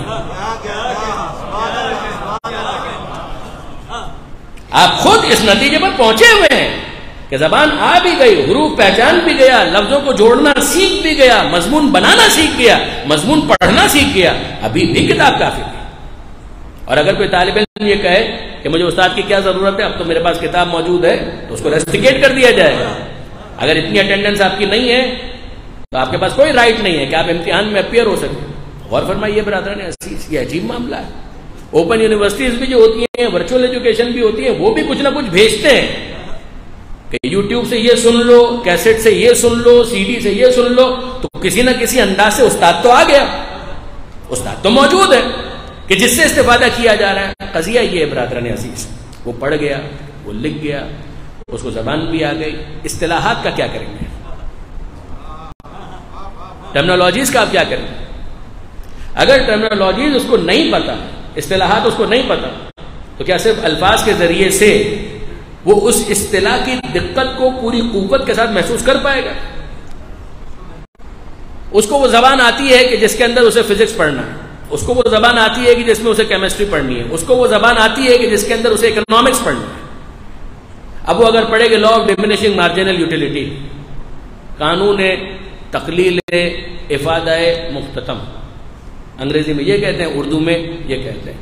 تو اب عرض معذرت، جن کو اردو آتی ہے وہ صرف ان الفاظ کے ذریعے سے اس قانون کو ذرا سمجھا کر دکھائیں، اور جن کو انگریزی آتی ہے وہ بغیر استاد کے اس law of diminishing marginal utility کو ذرا ایکسپلین کر کے دکھائیں. جب سمجھ جائیں گے تو سمجھ جائیں گے، مگر ابھی تو متشابہ ہے، ابھی تو یہ محکم نہیں. غور کیجیے گا، میں نے ایک لفظ استعمال کیا کہ ابھی تو یہ محکم نہیں، ابھی تو یہ متشابہ ہے. اس کے لیے سمجھ میں آ جائے گا تو متشابہ نہیں رہے گا، محکم بن جائے گا. یہی اصطلاحات وہاں پر بھی استعمال ہو رہی ہیں، اسی لیے میں نے یہ اصطلاح یہاں پر استعمال کی. اب اگر آپ کے سامنے آ جائے لا آف تھرموڈائنمکس تو ٹھیک ہے، لا بھی سمجھ میں آ رہا ہے، آف ایک پریپوزیشن ہے، اس کا بھی کچھ نہ کچھ مطلب سمجھ میں آ رہا ہے، تھرمو سے بھی کچھ نہ کچھ اندازہ وہ لگا لے گا. مگر کیا یہ اٹکل اور یہ گمان اس کو یہ لا سمجھنے کے لیے کافی ہے؟ قطعاً کافی نہیں، کوئی بھی اسے قبول نہیں کرے گا. اب آ جائیے ہم خاص طور پر لاجیکلی، منطق ایک سبجیکٹ ہے اور اس کو کتابوں کے ذریعے سے سمجھایا جاتا ہے. اب گریک فلاسفرز جو ہے انہوں نے اس کو انوینٹ کیا، مانا ہر انسان کے پاس منطق تو ہوتی ہے مگر اس کو باقاعدہ سبجیکٹ کے طور پر وہاں پر اس کی بنیاد رکھی گئی، اس کو ایلوبریٹ کیا گیا، اس کے بارے میں اصطلاحات وضع کی گئی. پھر اس کے بعد عربی کے اندر اس کو منتقل کیا گیا. آج ہر مدرسے کے اندر منطق ایز اے سبجیکٹ لازمی طور پر پڑھایا جاتا ہے. تو میں آپ سے پوچھتا ہوں کہ مجھے بات بتائیے، منطق کے اندر اصطلاحات، اور وہ اصطلاح کیا ہے؟ تصور، تصدیق. یعنی منطق کا ایک پورا حصہ ہے کہ جو تصور کی بحث پر مشتمل ہے، منطق کا دوسرا حصہ ہے کہ جو تصدیق کی بحث پر مشتمل ہے. یہ تصور کا لفظ اور تصدیق کا لفظ کیا آپ کے لیے مشکل ہے؟ تصور آپ کہیں گے ویژولائز کرنا، تصدیق کنفرم کرنا، یہی ہے نا. لیکن کیا واقعا یہ اصطلاح جب منطق میں استعمال ہوتی ہے تو اس کا یہی مطلب ہوتا ہے؟ جب ایک اصطلاح کے طور پر یہ لفظ استعمال ہوا تو اب اس کا کچھ مطلب ہے اور وہ اس سے بہت بالاتر ہے کہ جو عام طور پر لغت کے ذریعے سے سمجھا جاتا ہے. اگر ایک انسان صرف لغت پر اکتفا کرے تو انصاف کی بات یہ ہے کہ وہ منطق کی اس بحث کو سمجھ ہی نہیں پائے گا. اب میں آپ کی خدمت میں عرض کرتا ہوں برادران عزیز، آسان سی ایک بات، لفظ مجلس. اگر لفظ مجلس کو آپ صرف اور صرف لغت کے ذریعے سے حل کرنا چاہیں تو بیٹھک، مجلس کا مطلب ہے بیٹھک، کہ جہاں پر کچھ افراد آ کر بیٹھ جائیں وہ مجلس ہے. مگر مجھے بتائیے کہ اگر مومنین کے گھرانے کے اندر یہ لفظ استعمال کیا جائے گا اور کوئی اپنی فیملی میں کہے کہ میں مجلس میں جا رہا ہوں تو کیا سمجھ میں آئے گا؟ کیا یہ سمجھ میں آئے گا کہ بیٹھک میں جا رہا ہوں، اپنے دوستوں کے پاس جا رہا ہوں؟ جواب جی نہیں. یہی سمجھ میں آئے گا کہ ایک ایسی مجلس ہے کہ جہاں کچھ لوگ بیٹھ کر ذکر حسین میں مصروف ہوں گے. تو آپ مجھے بتائیے کہ اگر کوئی اس اصطلاح سے واقف نہیں ہے تو کیا وہ اس لفظ کو پوری طرح سے کمپریہنڈ کر پائے گا؟ نہیں کر پائے گا. اب یہاں پر اس بات کو سمجھنے کی ضرورت ہے کہ پہلا مرحلہ کہ ان نقوش سے آشنائی ہو کہ جس کے بعد وہ زبان سمجھ میں تو آئے، اور دوسرا مرحلہ کہ جو اصطلاحات استعمال ہو رہی ہیں ان اصطلاحات کو بھی وہ سمجھ رہا ہے یا نہیں. اگر اس اصطلاح کو وہ نہیں سمجھ رہا تو یاد رکھیے گا کہ وہ اس کتاب سے استفادہ نہیں کر پائے گا. یہ دو مشکلات ہیں. اب آئیے تیسرے مرحلے کے اندر ہم داخل ہوتے ہیں. ایک مرتبہ درود بھیجیے محمد و آلہ.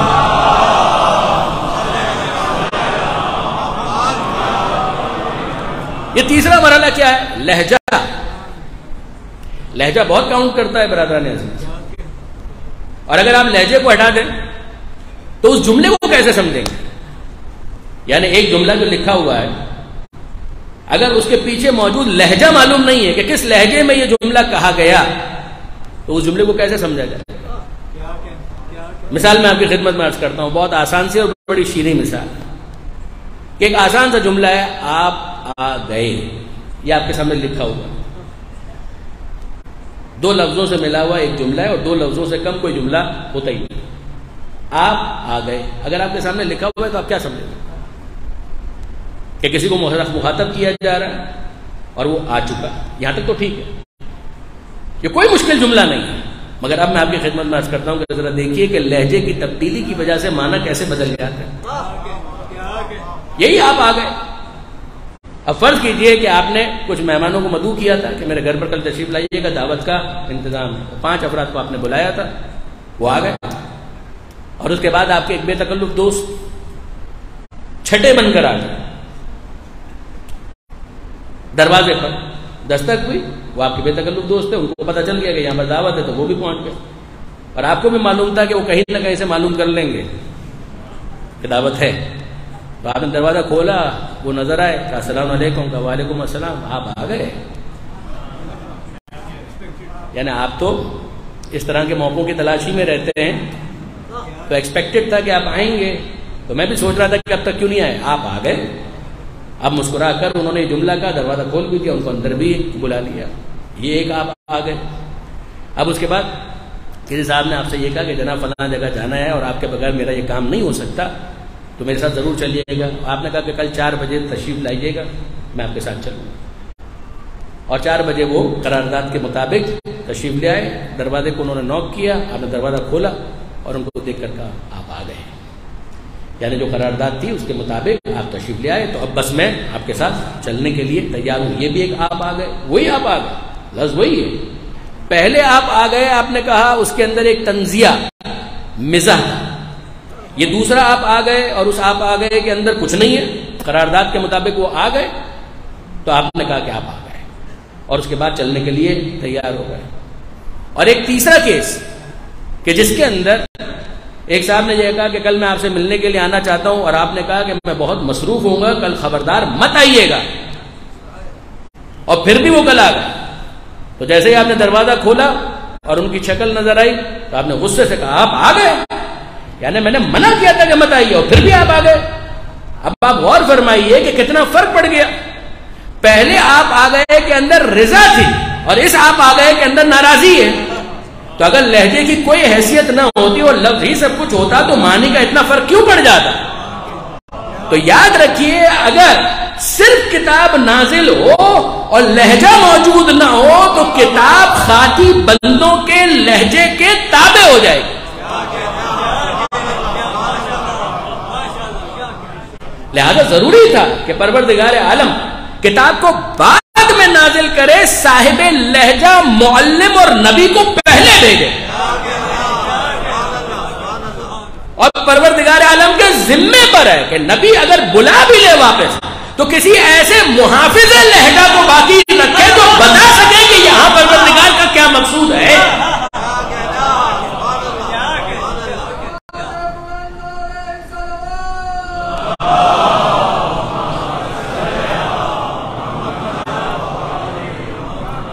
اور اب اس کے بعد واپس اس آیت کو دیکھیے کہ اقرا بسم ربک الذی خلق، پڑھیے اپنے رب کے نام سے کہ جس نے پیدا کیا۔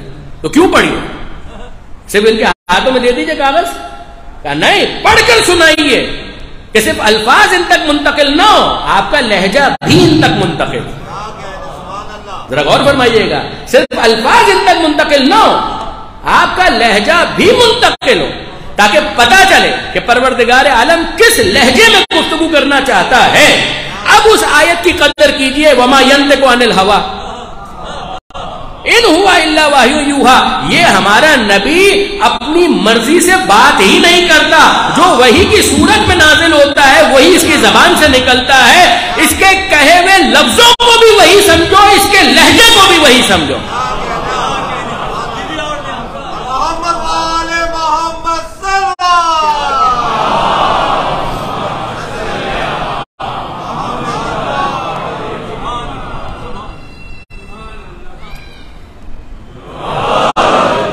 جو الفاظ اس کی زبان سے ادا ہو رہے ہیں اس کو بھی وہی سمجھو، اور جو لہجہ اس کا ہے اس کو بھی وہی سمجھو۔ اور برادران عزیز، انصاف کی بات ہے کہ اگر آپ قرآن مجید کے اندر سورہ انعام کو پڑھ کے دیکھیں، حضرت ابراہیم علیہ السلام کا جو مکالمہ ہے وہ وہاں پر موجود ہے کہ انہوں نے ستارے کو دیکھا اور کہا ھذا ربی، یہ ہے میرا رب، یہ ہے میرا رب۔ اور مسلمانوں نے لکھ دیا کہ ابراہیم علیہ السلام نے جھوٹ بولا معاذ اللہ۔ تو لہجے کو نہ سمجھنے کا کتنا برا نتیجہ نکلا۔ یہاں پر ایک اسٹیٹمنٹ ہے یا انٹروگیشن ہے، بیان ہے یا سوال ہے؟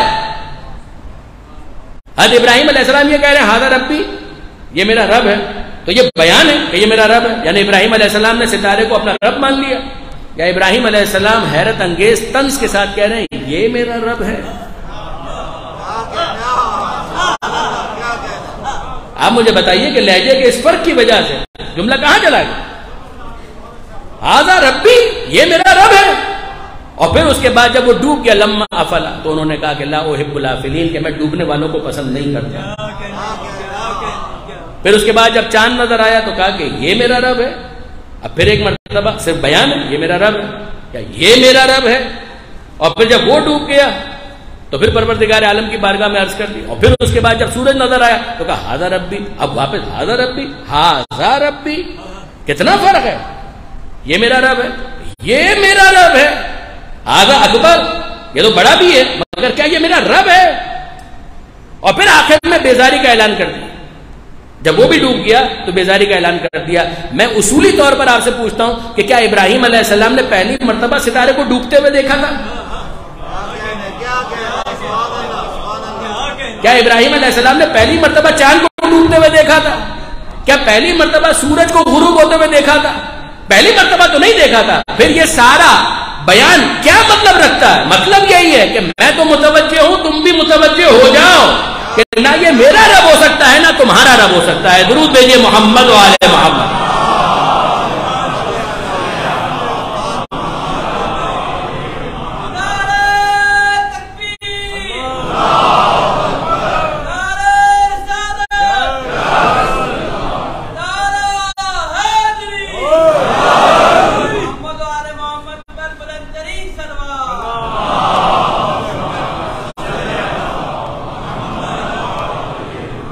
برادران عزیز پہلا مرحلہ نقوش الفاظ رسم الخط وہ پہلے نہیں ہوتا.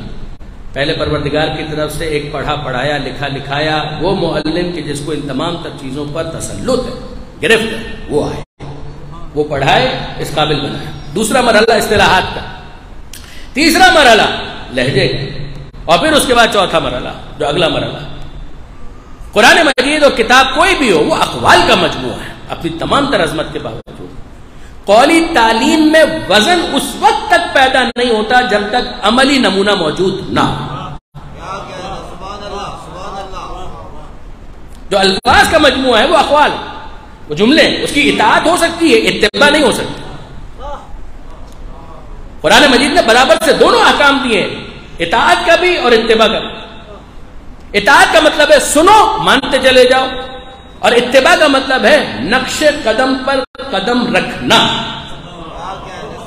نقش قدم بنے گا اس وقت جب کوئی صاحب قدم قدم رکھ کے دکھائے وہ وہیں سے مربوط ہو وہ اس کی اتباع کرے.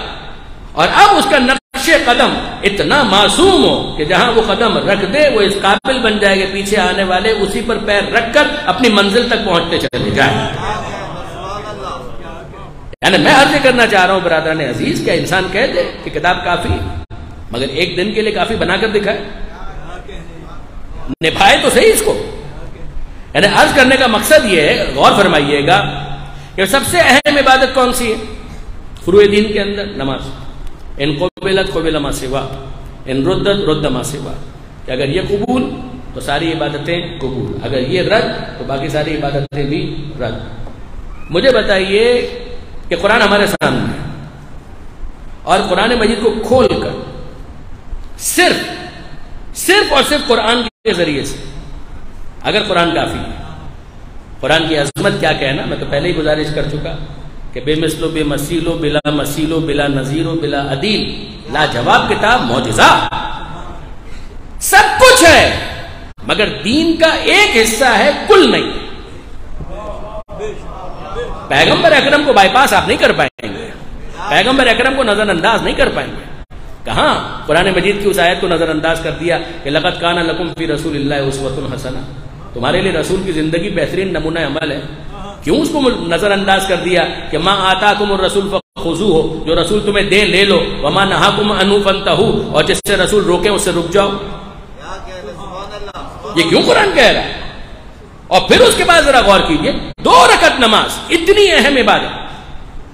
آپ صرف اور صرف قرآن کھولیے اور 2 رکعت نماز پڑھ کے دکھائیے. ہمارا ایزمپشن یہ ہے کہ ہمیں نماز کے بارے میں کچھ نہیں پتا. ہم ہیں اور کتاب خدا اور آپ اس کو کھولیے اور کھول کر 2 رکعت نماز پڑھ کر دکھائیے. اور اگر وہ آیتیں ہیں تو مجھے بھی بتائیے کہاں پر ہیں وہ آیتیں کہ جن کے ذریعے سے 2 رکعت نماز بنے. یعنی میں آپ کی خدمت میں عرض کرتا ہوں کہ اگر آپ دینیات کی کوئی بھی کتاب بنیادی اٹھا لیں شیعہ دینیات اٹھا لیں برادران اہل سنت کی جو دینیات کی کتابیں ہیں جو بچوں کو سکھانے کے لیے لکھی جاتی ہیں ان کو اٹھا کر دیکھ لیں تو دینیات کا بنیادی ترین مسئلہ یہ ہے کہ نماز کیسے پڑھی جائے، مقدمات نماز کیا ہے، مقارنات نماز کیا ہے، مبطلات نماز کیا ہیں، ان سب کے اوپر آپ کو گفتگو مل جائے گی۔ تو وہ جو دینیات کا بنیادی ترین مسئلہ ہے کیا قرآن میں نہیں ہے؟ قرآن میں نماز کا حکم آپ کو کئی جگہ ملے گا، اقیم الصلاۃ، نماز قائم کرو، نماز کی اہمیت آپ کو مل جائے گی، ان الصلاۃ تنہی عن الفحشاء والمنکر، نماز فحشاء سے، بے حیائی سے، برائی سے روکتی ہے، مل جائے گا۔ ان الصلاۃ کانت علی المؤمنین کتابا موقوتا، نماز معین اوقات کے اندر پروردگار کی طرف سے اور مومنین کے اوپر فرض ہے، یہ سب مل جائے گا آپ کو۔ لیکن اہمیت اتنی، طریقہ نماز کا آپ کو طریقہ نماز پورے قرآن مجید کے اندر اس طرح سے کہ آپ 2 رکعت نماز پڑھ سکے نہیں ملے گا، نہیں ملے گا۔ میں پورے اطمینان کے ساتھ کہہ رہا ہوں، پھر بھی اگر کسی کے پاس کوئی آیت ہو تو مجھے بتائیں، نہیں ملے گا۔ اچھا آپ ذرا غور فرمائیے کہ جو دینیات کا ہمارا بنیادی ترین مسئلہ ہے اس کا قرآن میں کوئی ذکر نہیں ہے ذکر۔ اچھا اب ایک صاحب اگر نوٹ بک اٹھائیں، پین یا پینسل لیں اور لکھنا شروع کریں، وہ کہیں کہ نہیں جناب ذرا دیکھیے قرآن مجید کے اندر ہے تقلبک فی الساجدین، تو سجدہ اس کا ذکر موجود ہے، انہوں نے لکھ لیا سجدہ کا۔ قرآن مجید کے اندر ہے وَارْكَعُوا مَعَ الرَّاكِعِينَ، رکوع کرنے والوں کے ساتھ رکوع کرو، تو انہوں نے لکھ لیا رکوع۔ پھر اس کے بعد لکھا اقرا، قرأت بھی ہے تو قرأت لکھ لیا۔ پھر ربک فکبر، کبریائی کا بیان کرو تو تکبیر لکھ لیا۔ اور پھر کہا سبح، تسبیح کرو تو تسبیح لکھ لیا۔ اور پھر اس کے بعد انہوں نے کہا کہ ثیابک فطہر، کہ اپنے کپڑوں کو پاک رکھو، تو پاک رکھنا کپڑوں کا وہ بھی انہوں نے لکھ لیا۔ کہا دیکھیے یہ ساری چیزیں تو آ گئی قرآن مجید کے اندر موجود ہے، ان آیتوں کی طرف میری بھی توجہ ہے، مگر سب سے پہلے تو یہ بتائیے کہ آپ کو پتہ کیسے چلا کہ یہ نماز بیان ہو رہی ہے؟ آپ کو پتہ کیسے چلا کہ یہ نماز بیان ہو رہی ہے؟ کیسے پتہ چلا؟ پر پروردگار عالم نے تو قرآن مجید کے اندر یہ بھی کہا ہے کتب علیکم الصیام، تم پر روزے واجب کر دیے گئے، تو وہ بھی لکھیے۔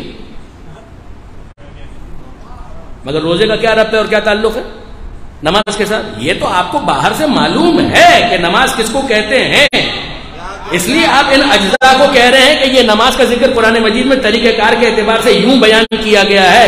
ہم یہ نہیں کہہ رہے کہ باہر دیکھ کر قرآن میں تلاش کریں، قرآن میں دیکھ کر باہر ڈیمونسٹریٹ کریں۔ یہ تو آپ باہر دیکھ رہے ہیں اور پھر اس کے بعد قرآن میں تلاش کر رہے ہیں، ایکسپلور کر رہے ہیں، ہم یہ نہیں کہہ رہے، ہم یہ کہہ رہے ہیں قرآن مجید کو کھولیے، نماز کا طریقہ کار نکالیے اور ڈیمانسٹریٹ کیجئے۔ آپ نہیں کر پائیں گے ڈیمانسٹریٹ۔ اچھا پھر اس کے بعد بالفرض محال اگر ہم یہ مان بھی لیں کہ کہیں سے پتہ چل گیا کہ یہ سب نماز کے اجزاء ہیں، تو یہ نسخہ مرتب کیسے ہوگا؟ توجہ کیجئے گا، اسے آپ مرتب کیسے کریں گے، مرکب کیسے کریں گے؟ یعنی آپ کے پاس ریسیپی تو آ گئی، آپ کے پاس ایک ڈش کی ریسیپی تو آ گئی کہ گھی بھی ڈلے گا، مرچ بھی ڈلے گی، تیل بھی ڈلے گا، آلو بھی ڈلیں گے، مگر کون ڈلے گا، کتنا ڈلے گا، کب ڈلے گا، یہ پتا کیسے چلا آپ کو؟ یہ کیسے پتا چلا کہ پہلے کیا کرنا ہے؟ میں مثال کے طور پر اسی فہرست کے اندر جو چیزیں ہیں ان کو دیکھتا ہوں اور پھر اس کے بعد کہتا ہوں کہ جناب ٹھیک ہے، ایک شخص آئے اور آ کر سجدہ کر لے، پھر کھڑا ہو اور رکوع کر لے، پھر کھڑا ہو اور قیام کر لے، پھر اس کے بعد تسبیح کر لے، پھر اس کے بعد کبریائی بیان کرے اور پھر جا کر کپڑوں کو پاک کر لے۔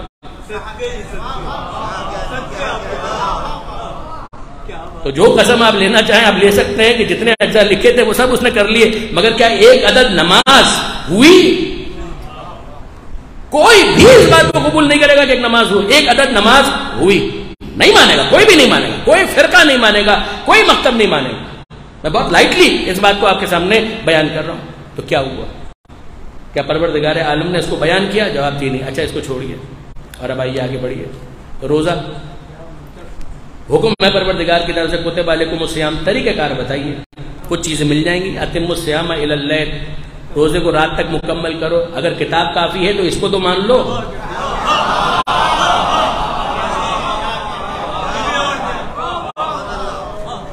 جتنا لکھا ہے اتنے کو تو مان لو۔ ہاں لکھا ہے روزے کو مکمل کرو، پھر اس کے بعد یہ بھی مل جائے گا کلوا واشربوا حتی یتبین لکم الخیط الابیض من الخیط الاسود من الفجر، کہ کھاؤ پیو یہاں تک کہ صبح کا دھاگا نمایاں ہو جائے۔ یتبین لکم الخیط الابیض، الخیط کہتے ہیں دھاگے کو، ابیض یعنی سفید، حتی یتبین لکم الخیط الابیض من الخیط الاسود، یہاں تک کہ سفید دھاگا سیاہ دھاگے سے نمایاں ہوتا ہے۔ کیا آپ یقین کریں گے برادران عزیز کہ آیت تو موجود تھی؟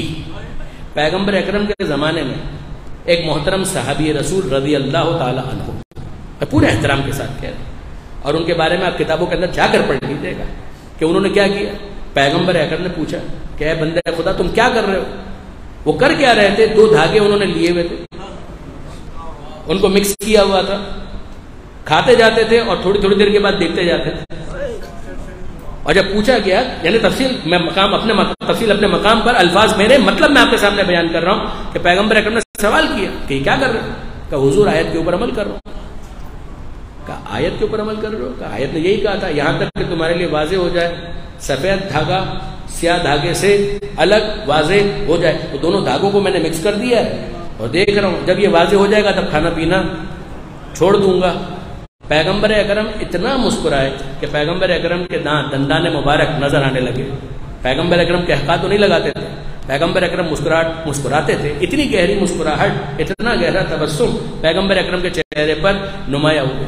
اب میں پیغمبر اکرم نے جو کچھ سمجھایا وہ اپنی جگہ پر، مگر میں آپ سے پوچھنا چاہتا ہوں کیا اب بھی کسی کی مجال ہے کہ وہ کہے کتاب کافی ہے؟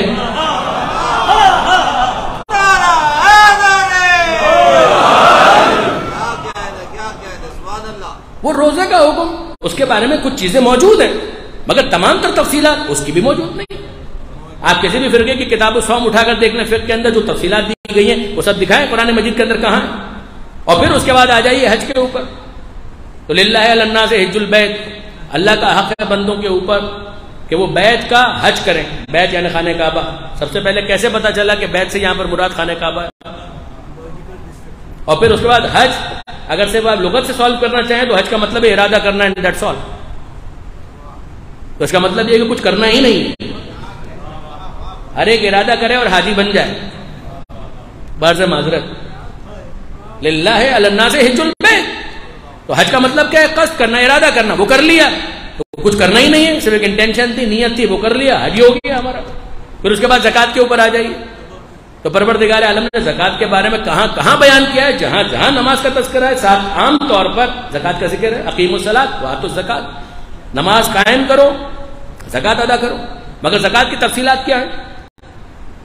مستحقین نے زکوٰۃ کی بحث کی ہے، وہاں پر بھی لفظ زکوٰۃ نہیں ہے۔ کمال ہے، سورہ براءت توبہ کے اندر انما الصدقات للفقراء والمساکین، صدقات ہے فقراء کے لیے، مساکین کے لیے، پوری ایک حشد گانا، 8 کیٹیگریز پروردگار عالم نے سورہ توبہ سورہ براءت کے اندر بیان فرمائی ہے۔ سوال یہ ہے کہ یہ زکوٰۃ کے مصارف بیان ہو رہے ہیں تو لفظ صدقے کا ہے، اور ہم عام طور پہ صدقے سے مستحب صدقہ سمجھتے ہیں۔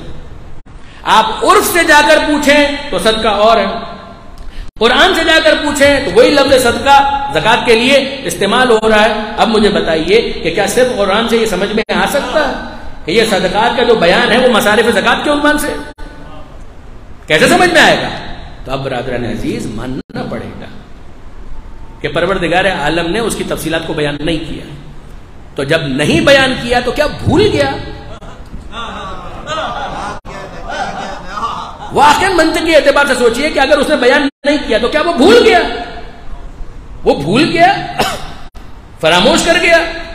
یاد رکھیے گا کہ اس کے باب میں فراموشی کا کوئی امکان نہیں، جیسے کہ فراموشی جہالت کی ایک قسم اور وہ عالم بالذات ہے، اس کا علم ذاتی کوئی امکان نہیں ہے کہ وہ بھول گیا۔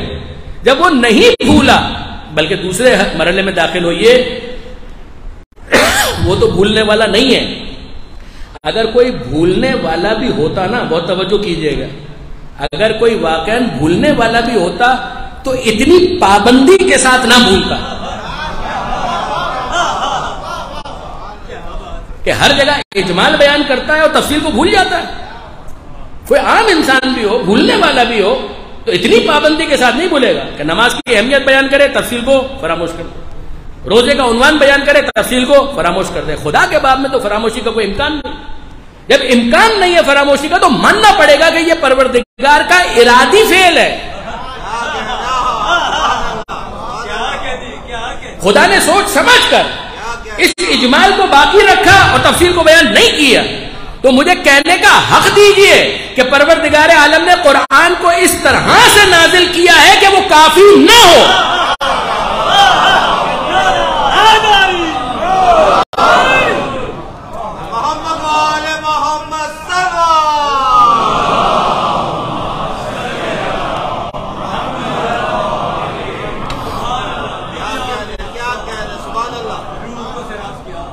خداوند متعال نے قرآن کو نازل ہی اس طرح سے کیا ہے کہ وہ کافی نہ ہو. پروردگار عالم نے جب اس طرح سے نازل کیا ہے تو کچھ لوگ کہہ رہے ہیں کہ کافی ہے, چاہے اس کو نبھا نہ سکیں. تو اگر واقعا اس طرح سے نازل کیا ہوتا کہ کافی ہوتا تو نہ نبی کی ضرورت ہوتی نہ رسول کی ضرورت ہوتی. پروردگار عالم کو یہ قبول نہیں ہے. پروردگار عالم نے کتاب کو اس طرح سے رکھا ہے کہ کچھ اجمال وہاں پر ہو جس کی تفصیل ملے سنت رسول میں, اور وہ تفصیل جو پیغمبر اکرم کے ذریعے سے مل رہی ہے اسی کو پیغمبر اکرم بیان کرتے ہیں. اور کیا کہتے ہیں؟ صلو کما رأیتمونی اصلی. متفق علیہ کہ دیکھو نماز پڑھو جیسے تم مجھے دیکھتے ہو نماز پڑھتے ہوئے. صلو نماز پڑھو, کما کیسے نماز پڑھو؟ جیسے میں پڑھ, جیسے مجھے دیکھتے ہو نماز پڑھتے ہوئے. تو ایک جملہ عرض کروں آپ کی خدمت میں, جب پیغمبر نے بتایا ایسے تب ہم سمجھے کیسے.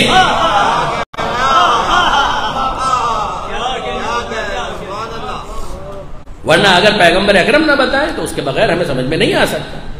اور پھر اب امت کے اندر اختلاف کیوں ہو گیا؟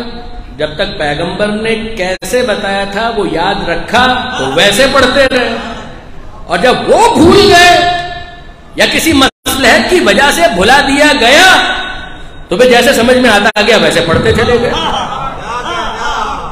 سیدھی اور صاف بات یہ.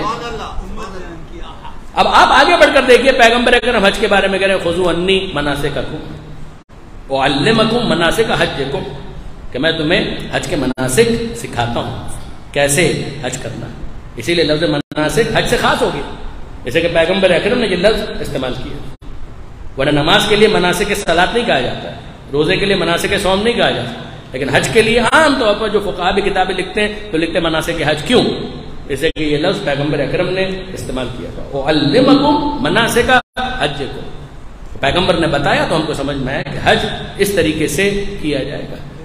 انہوں نے بتایا کہ روزہ یوں رکھا جائے گا تو ہم کو پتا چلا کہ روزہ اس طرح سے رکھا جاتا ہے, کچھ قول کے ذریعے کچھ عمل کے ذریعے سے, مگر ان تمام تر چیزوں کو ایلوبریٹ کیا گیا. اب دیکھیے ابھی تک تو جو گفتگو ہے وہ پیغمبر اکرم کے حوالے سے, مگر اب اگلے مرحلے میں داخل پیغمبر اکرم کا عمل. میں 5 منٹ آج آپ کے کچھ زیادہ لے لوں گا اگر آپ کو زحمت نہ ہو. درود بھیجیے گا محمد و آل محمد.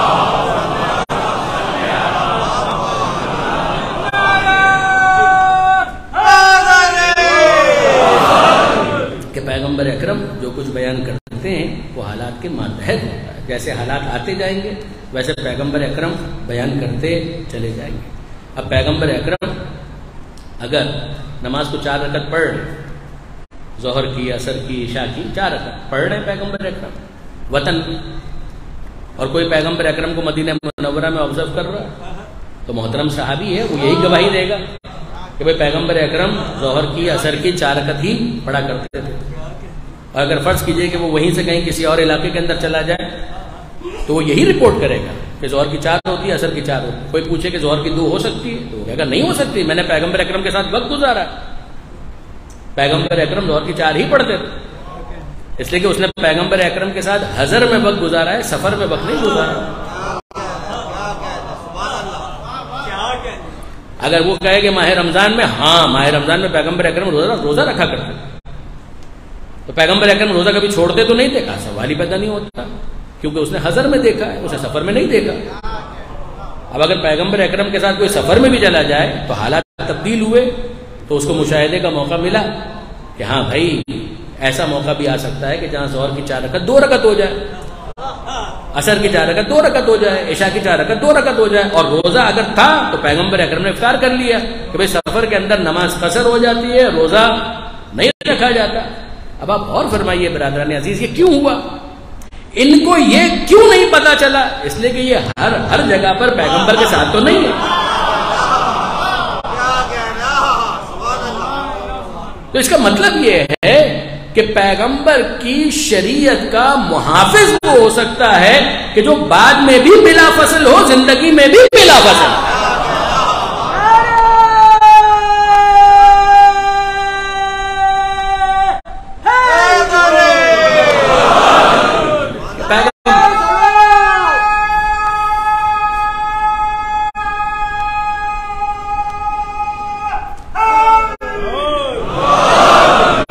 ذرا غور کیجئے گا برادران عزیز، جو میں عرض کرنا چاہ رہا ہوں کہ اس رخ سے اپنے نوجوان دوستوں کو خاص طور پر متوجہ کروں گا کہ وہ غور کریں کہ پیغمبر اکرم جیسے حالات آئیں گے اس کے مطابق پیغمبر اکرم ریئیکٹ کریں گے. اگر حالات ویسے نہیں آئے تو کسی کو وارث بنا رہے ہیں. یعنی پیغمبر اکرم کے بعد کے زمانوں کے لیے ہدایت صرف اتنی نہیں ہے کہ کوئی مجھے یہ بتائے کہ پیغمبر نے کیا کیا. بہت توجہ کیجئے گا اس جملے پر کہ صرف اتنا کافی نہیں ہے ہدایت کے لیے کہ کوئی مجھے یہ بتائے کہ پیغمبر اکرم نے کیا کیا. مجھے تو یہ بتاؤ کہ پیغمبر اگر ہوتے تو کیا کرتے. کوئی اس اعتماد کے ساتھ مجھے بتائے کہ پیغمبر اکرم اگر ہوتے تو یہ کرتے. یہ وہ منزل ہے کہ جس کی مجھے تلاش ہے. اب میں آپ کی خدمت میں ایک اور مثال عرض کرتا ہوں، اور وہ یہ کہ بھئی اگر فرض کیجئے کہ بندہ باندی ہو گئی، بارش ہو گئی اور پیغمبر اکرم نے نماز کو جاری رکھا. پیغمبر کی زندگی میں کئی مرتبہ بارشیں ہوئی ہیں اور ہم فرض کرتے ہیں کہ بارش ہوئی تو پیغمبر اکرم نے نماز کو جاری رکھا. تو جتنے دیکھنے والے تھے ان کو سمجھ میں آ گیا کہ نماز کوئی اتنی اہم عبادت ہے، اہمیت کے درجے ہوتے ہیں کہ یہ نماز اتنی اہم عبادت ہے کہ اگر بندہ باندی ہو جائے، بارش ہو جائے، انسان بھیگ جائے تو نماز کو توڑا نہیں جاتا، نماز کو کنٹینیو کیا جاتا. یہ اہمیت سمجھ میں آئی، ورنہ تو ذہنوں کے اندر تاثر کیا تھا. دیکھیے اب یہ کیا میں عرض کروں آپ کی خدمت میں، سورہ جمعہ کا دن پڑھیں گے آپ تو اسی کے اندر دیکھیے 11 آیتوں کا سورہ ہے. اختتام سے کچھ پہلے تو پروردگار عالم نے کیا بیان کیا. یہ تو میں بارش کا ذکر کر رہا تھا، ذہن انسانی تو کہاں چلا جاتا ہے، کوئی اختلاف نہیں ہے اس کے اندر. اور آپ دیکھ رہے ہیں کہ میں بہت محتاط الفاظ میں گفتگو کر رہا ہوں، مگر کیا قرآن مجید کے اس سورے کی ان آیتوں کے اندر پروردگار عالم نے یہ نہیں بیان کیا کہ پیغمبر اکرم نماز لیڈ کر رہے تھے، امامت فرما رہے تھے، باجے کی آواز آئی، تاجروں کی صدا سنائی دی، اور جتنے پیغمبر اکرم کے پیچھے نماز پڑھنے والے تھے ان میں سے اکثریت نماز توڑ کر چلے گئے. کوئی اختلاف نہیں ہے، آیت قرآنی ہے بنص قرآن سورہ جمعہ کے اندر پروردگار وَإِذَا رَأَوْا تِجَارَةً أَوْ لَهْوًا انفضوا إِلَيْهَا وَتَرَكُوكَ قَائِمًا. اے حبیب جب یہ دیکھتے ہیں تجارت کو، لہون کھیل تماشے کو، گاجے باجے کی آواز ہو، تاجروں کی صدا ہو، تو یہ کیا کرتے ہیں؟ انفضوا إِلَيْهَا، وہ اس کی طرف لپک کر جاتے، وَتَرَكُوكَ قَائِمًا، اور آپ کو کھڑا چھوڑ دیتے. قُلْ مَا عِندَ اللَّهِ خَيْرٌ مِّنَ اللَّهْوِ وَمِنَ التِّجَارَةِ. اے حبیب ان سے کہہ دیجئے کہ جو اللہ کے پاس ہے وہ اس کھیل تماشے سے بھی بہتر ہے اور تجارت سے بھی بہتر ہے. یہ کن لوگوں کی بات ہو رہی ہے؟ جو پیغمبر اکرم کے پیچھے نماز جماعت میں کھڑے ہیں، جو ایک معزز نام سے موسوم بھی ہیں، ان کے بارے میں پروردگار عالم یہ کہہ رہا ہے. مولانا فیروز رافی صاحب کا جملہ یاد آیا جو فرمایا کرتے تھے کہ جب درہم اور ڈرم کی آواز کے اوپر نہیں رکے تو بم کی آواز اگر کہیں آ گئی پھر کیا ہوگا. لیکن بہرحال یہ قرآن مجید ہے. مولانا مودودی صاحب کا بھی اس کے اوپر بیان آپ سن سکتے ہیں، یوٹیوب کے اوپر موجود ہے، کتاب بھی دیکھ سکتے ہیں، تفاسیر کے اندر دیکھ سکتے ہیں. تو ذہنوں کے اندر کلیئرٹی نہیں ہوتی، تربیت دی جا رہی ہے تو سمجھایا گیا کہ نہیں جناب یہ چیز زیادہ امپورٹنٹ ہے. حظ نفس کو، تجارت کو نماز کے اوپر فوقیت نہیں دی جا سکتی. تو بوندا باندی ہے یا بارش ہو رہی ہے، کہا کہ نہیں نماز کو نہیں توڑا جا سکتا. سمجھ میں آ گیا. لیکن اب اگلا مرحلہ ہے کہ کوئی ایسا موقع اگر نہیں آیا کہ جہاں پر تیر آ رہے ہوں اور نماز پڑھنے کا موقع، تو اب کیا کیا جائے؟ غور فرمائیے گا. کوئی ایسا اعلیٰ مرقع اگر پیش کرنے کا موقع نہیں ملا تو کوئی پیغمبر اکرم کی منیت کی منزل پر ہونا چاہیے جو بعد میں سمجھائے کہ ہاں دیکھو اگر اس طرح سے تیر آ رہے ہوں تو پھر نماز پڑھنے کی شان کیا ہوتی ہے. میدان صفین میں آ کر دیکھیے، جنگ صفین میں مابین صفوف لشکر مولا کائنات نے مسلح بچھایا ہوا ہے، ساتھی موجود ہیں اور نماز پڑھ کر دکھا رہے. ایسے میں ابن عباس یعنی ابن عباس حبر الامت ہیں، مفسر قرآن ہیں، مولا کے شاگرد بھی ہیں، پیغمبر اکرم کی صحبت بھی کچھ نہ کچھ انہیں نصیب ہوئی.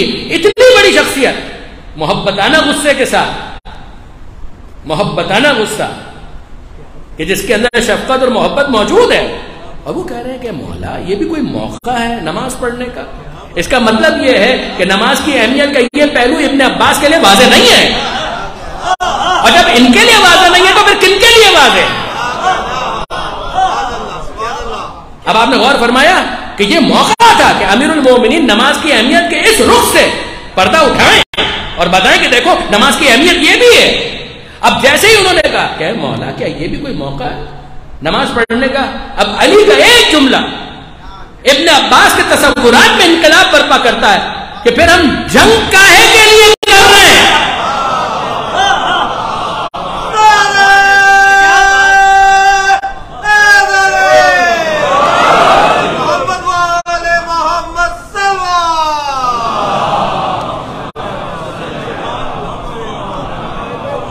پھر ہم جنگ کاہے کے لیے کر رہے ہیں؟ یہ جہاد ہم کس لیے کر رہے ہیں؟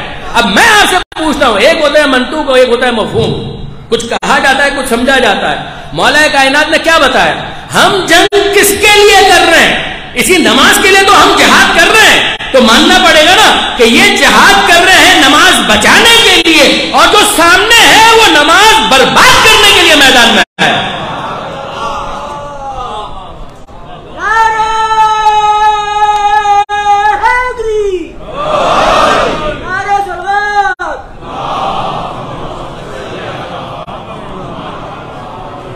اور بس ارباب ازا نماز کی وہ اہمیت وہاں پر واضح ہو گئی. نماز کی ایک اور اہمیت، جیسے فین کے میدان میں کم سے کم اتنے ساتھی تو موجود تھے جو نبرد آزما ہو سکتے. اگر آپ کربلا کے میدان میں آ کر دیکھیے تو آپ کو نماز کی اہمیت کا ایک اور باب نظر آئے گا کہ جہاں پر اب نبرد آزما ہونے کے لیے ساتھی بہت کم ہیں. اگر آپ دیکھیں گے کہ حسین ابن علی نے سعید اور زہیر کو سامنے کھڑا کیا اور اس کے بعد نماز کو ادا کر کے دیکھا. اور یاد رکھیے گا برادران عزیز کہ یہ ظہر کی نماز وہ ہے کہ جس میں علی اکبر پیچھے موجود ہے، اور فجر کی نماز وہ ہے کہ جس کے لیے حسین نے اہمیت کا اعلان اس طرح سے کیا کہ اے حجاج ابن مسروق، جو امام کے ریگولر مؤذن تھے، ان سے کہا کہ نہیں، آج تم اذان نہیں کرو گے. ہم یہی سمجھانا چاہتے ہیں کہ کتاب کافی نہیں ہے، نبی کی ضرورت ہے، رہنما کی ضرورت ہے. نہیں، آج لہجہ رسول کی ضرورت ہے. رسول کے لہجے، رسول کے انداز میں اے علی اکبر تم اذان دو، تاکہ ان کو پتہ چلے کہ نماز کی اہمیت کیا ہے. آج اگر رسول ہوتے تو کس طرف ہوتے؟ میں نے پہلے گزارش کہ رسول نے کیا کیا. اگر کربلا ہوتی اور رسول بھی ہوتے تو کہاں ہوتے؟ مانوی طور پر تو حتماً پیغمبر اکرم وہاں موجود تھے. جناب ام سلمہ کی روایت اس بات پر گواہ ہے، سیاستہ کے اندر اس کا ذکر ہے. لیکن بہرحال برادران عزیز، جناب علی اکبر شبیہ رسول، کیا شک.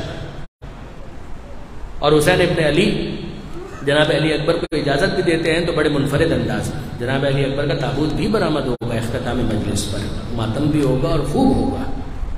دیکھیے برادران عزیز، حسین ابن علی نے جو اجازت دی علی اکبر کو تو عجیب انداز. ایک بحث ہے علماء کے اندر کہ علی اکبر پہلے شہید یا آخری شہید. مگر زیارت کے الفاظ یہ ہے کہ السلام علیکہ یا اول القتیل من نسل خیر سلیل، کہ نسل خیر سلیل میں سے اول قتیل آپ پر سلام، یعنی پہلے مقتول. جس کی وجہ سے کئی علماء کا یہ نظریہ ہے کہ جناب علی اکبر سب سے پہلے خدا کی بارگاہ میں میدان کربلا میں کم سے کم بنی ہاشم میں سے شہید ہوئے. اور امام مظلوم نے اپنے ہاتھوں کو بلند کیا اور کہا اللہم اشہد علی ہؤلاء القوم، اے پروردگار تو گواہ رہنا اس فوج جفاکار پر قد برز الیہم غلامون، کہ اب ان کی طرف وہ جوان جا رہا ہے اشبہ الناس، وہ تمام انسانوں میں سب سے زیادہ شباہت رکھتا ہے، صورت میں، سیرت میں، رفتار میں، گفتار میں.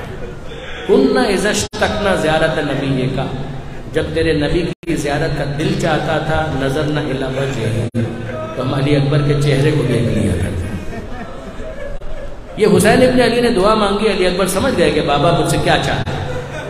کہ بابا میں آپ کا حکم بالکل سمجھ گیا، میں تو منتظر تھا کہ کب آپ مجھے اجازت دیتے ہیں، بابا میں میدان میں جا رہا ہوں۔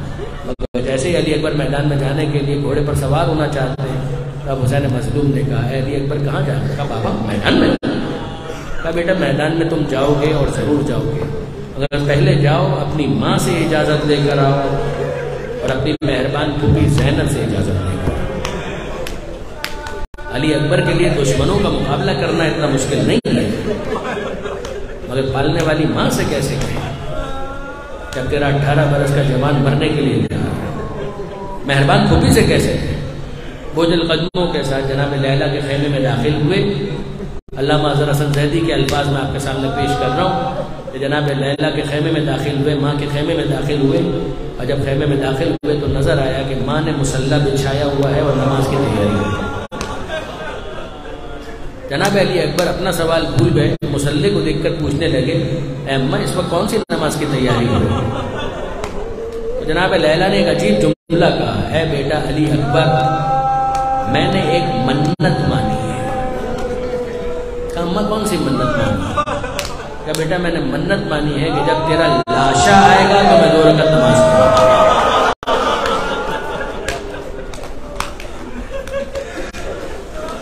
اے بیٹا میں تو انتظار کر رہی ہوں کہ کب میری منت پوری ہوگی اور میں 2 رکعت نماز پڑھوں گی۔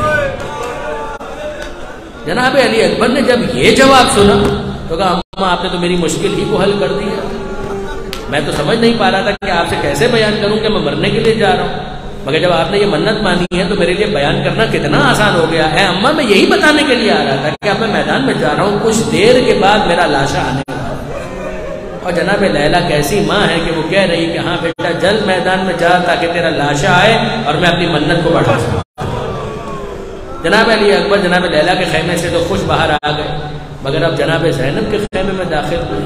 وہ کیسے گئے؟ پھوپھی سے قریب آئے، جناب زینب تشریف فرما تھی، ان کی گود میں اپنا سر رکھا، جناب زینب نے پیار سے بالوں کے اندر انگلیوں سے کنگھی کرنا شروع کیا۔ آپ جانتے ہیں کہ بعض محققین علماء ذاکرین خطبہ یہ فرماتے ہیں کہ پالا جناب زینب نے تھا۔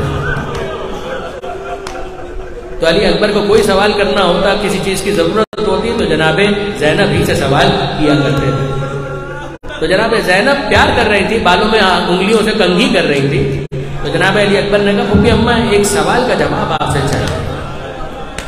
کہ بیٹا علی اکبر میدان جنگ ہے، سوال کا کون سا موقع ہے؟ نہیں نہیں نہیں اماں ایک سوال کا جواب آپ ہی سے چاہیے۔ کہ بیٹا پوچھو۔ کہ بس مجھے اتنا بتا دیجئے کہ آپ کا مرتبہ زیادہ ہے یا دادی فاطمہ زہرا؟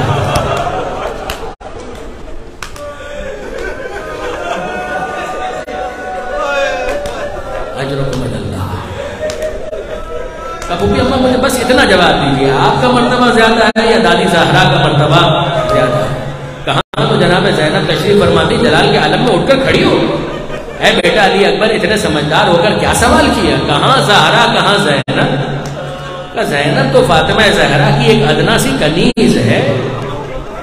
تو جناب علی اکبر کو کہنے کا موقع مل گیا، ابو اماں جب ایسا ہی معاملہ ہے نا تو آج ایک کام تو کریں، آج ایک کام تو کریں، میں آپ کا لال ہوں، حسین زہرا کے لال ہوں۔ آج ایک کام کیجئے کہ زہرا کے لال پر اپنے لال کو قربان کر دیں۔ جناب زینب نے سر کو جھکایا اور کہنے لگی ہے بیٹا علی اکبر اگر کسی اور طرح سے پوچھتے تو شاید میں تذبذب کا شکار ہوں، مگر اب تو کہنے کے لیے میرے پاس کچھ باقی نہیں۔ جاؤ علی اکبر میں نے وعدہ کیا، میں نے خدا حافظ کہا، جاؤ اپنی قربانی پیش کرو۔ اور اب علی اکبر کی یہ گفتگو ہو رہی ہے اور بیویوں کو بھی خبر ہو چکی ہے کہ علی اکبر میدان میں مرنے کے لیے جا رہے ہیں۔ ایک خیمے میں ساری بیویاں جمع ہو گئی اور علی اکبر ان بیویوں سے بہنوں سے ودا ہونے کے لیے خیمے کے اندر داخل ہوئے، اور اب ہر بیوی جناب علی اکبر سے آ کر نپٹ جاتی ہے۔ جو یزید کے لشکر کا رپورٹر ہے وہ یہ بیان کرتا ہے کسی شہید کے خیمے سے باہر آنے پر یہ عالم نہیں تھا۔ علی اکبر کی رخصت عجیب ہے کہ بار بار خیمے کا پردہ اٹھتا ہے اور گرتا ہے، بار بار پردہ خیمہ اٹھتا ہے اور گرتا ہے۔ جب علی اکبر باہر آنا چاہتے ہیں کبھی کوئی بہن آ کر لپٹ جاتی ہے۔ اے بھیا علی اکبر ایک مرتبہ اپنی صورت اور دکھا دو، اب شبیہ رسول کو دیکھنا نصیب نہیں ہوگا، یہاں تک کہ حسین کو آنا پڑا، اور حسین آ کر کہتے ہیں بیویوں مسافر کا راستہ مت روکو، میرے اکبر کو میدان میں جانے کی اجازت دو۔ بیویاں ہٹ گئیں، اور اب جب علی اکبر باہر آنے لگے تو ایک کونے سے آواز آئی، بھیا علی اکبر سب سے مل لیے، ہم سے نہ ملو گے۔ اور اب جب علی اکبر نے اس کونے کی طرف متوجہ ہو کر دیکھا کہ کون یہ صدا دے رہا ہے، تو نظر آیا کہ میرا اور آپ کا بیمار امام دونوں ہاتھوں سے کمر کو تھامے علی اکبر کو مخاطب کر رہا ہے، بھیا علی اکبر ہم سے نہ ملو۔ علی اکبر الوداعی ملاقات کے لیے سید سجاد کے قریب ہوئے، دونوں بھائیوں نے باہیں گلے میں ڈالی، سینے سے لگایا، آخری کچھ باتیں ہوئی، سید سجاد سے علی اکبر رخصت ہوئے، اور اب جب میدان میں آئے ہیں اور گھوڑے پر سوار ہوئے ہیں اور گھوڑے کو آگے بڑھانا چاہتے ہیں، تو کچھ دیر کے بعد اکبر کو محسوس ہوا کوئی پیچھے پیچھے آیا۔ میرا اور آپ کا امام وہ بوڑھا باپ آہستہ آہستہ آگے بڑھ رہا ہے اور کہتا جاتا ہے، محلن محلن محلن محلن، اے بیٹا علی اکبر آہستہ، اے بیٹا علی اکبر آہستہ۔ علی اکبر گھوڑے سے زمین پر آتا، اے بابا آپ نے تو مجھے اجازت دے دی تھی، اب حسین کا جملہ سنیں گے۔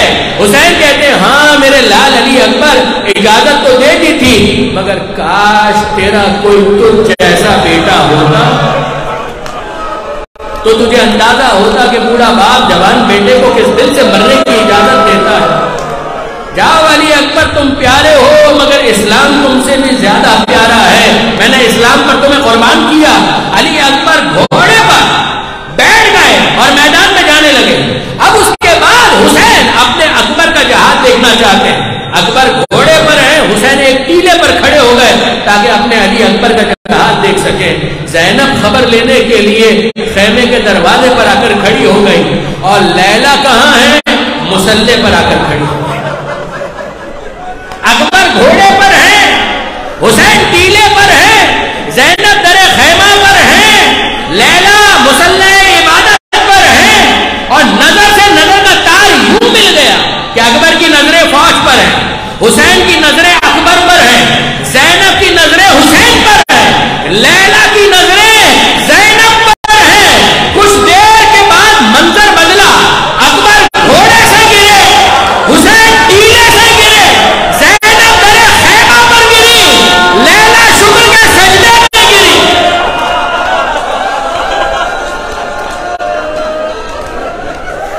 لیلا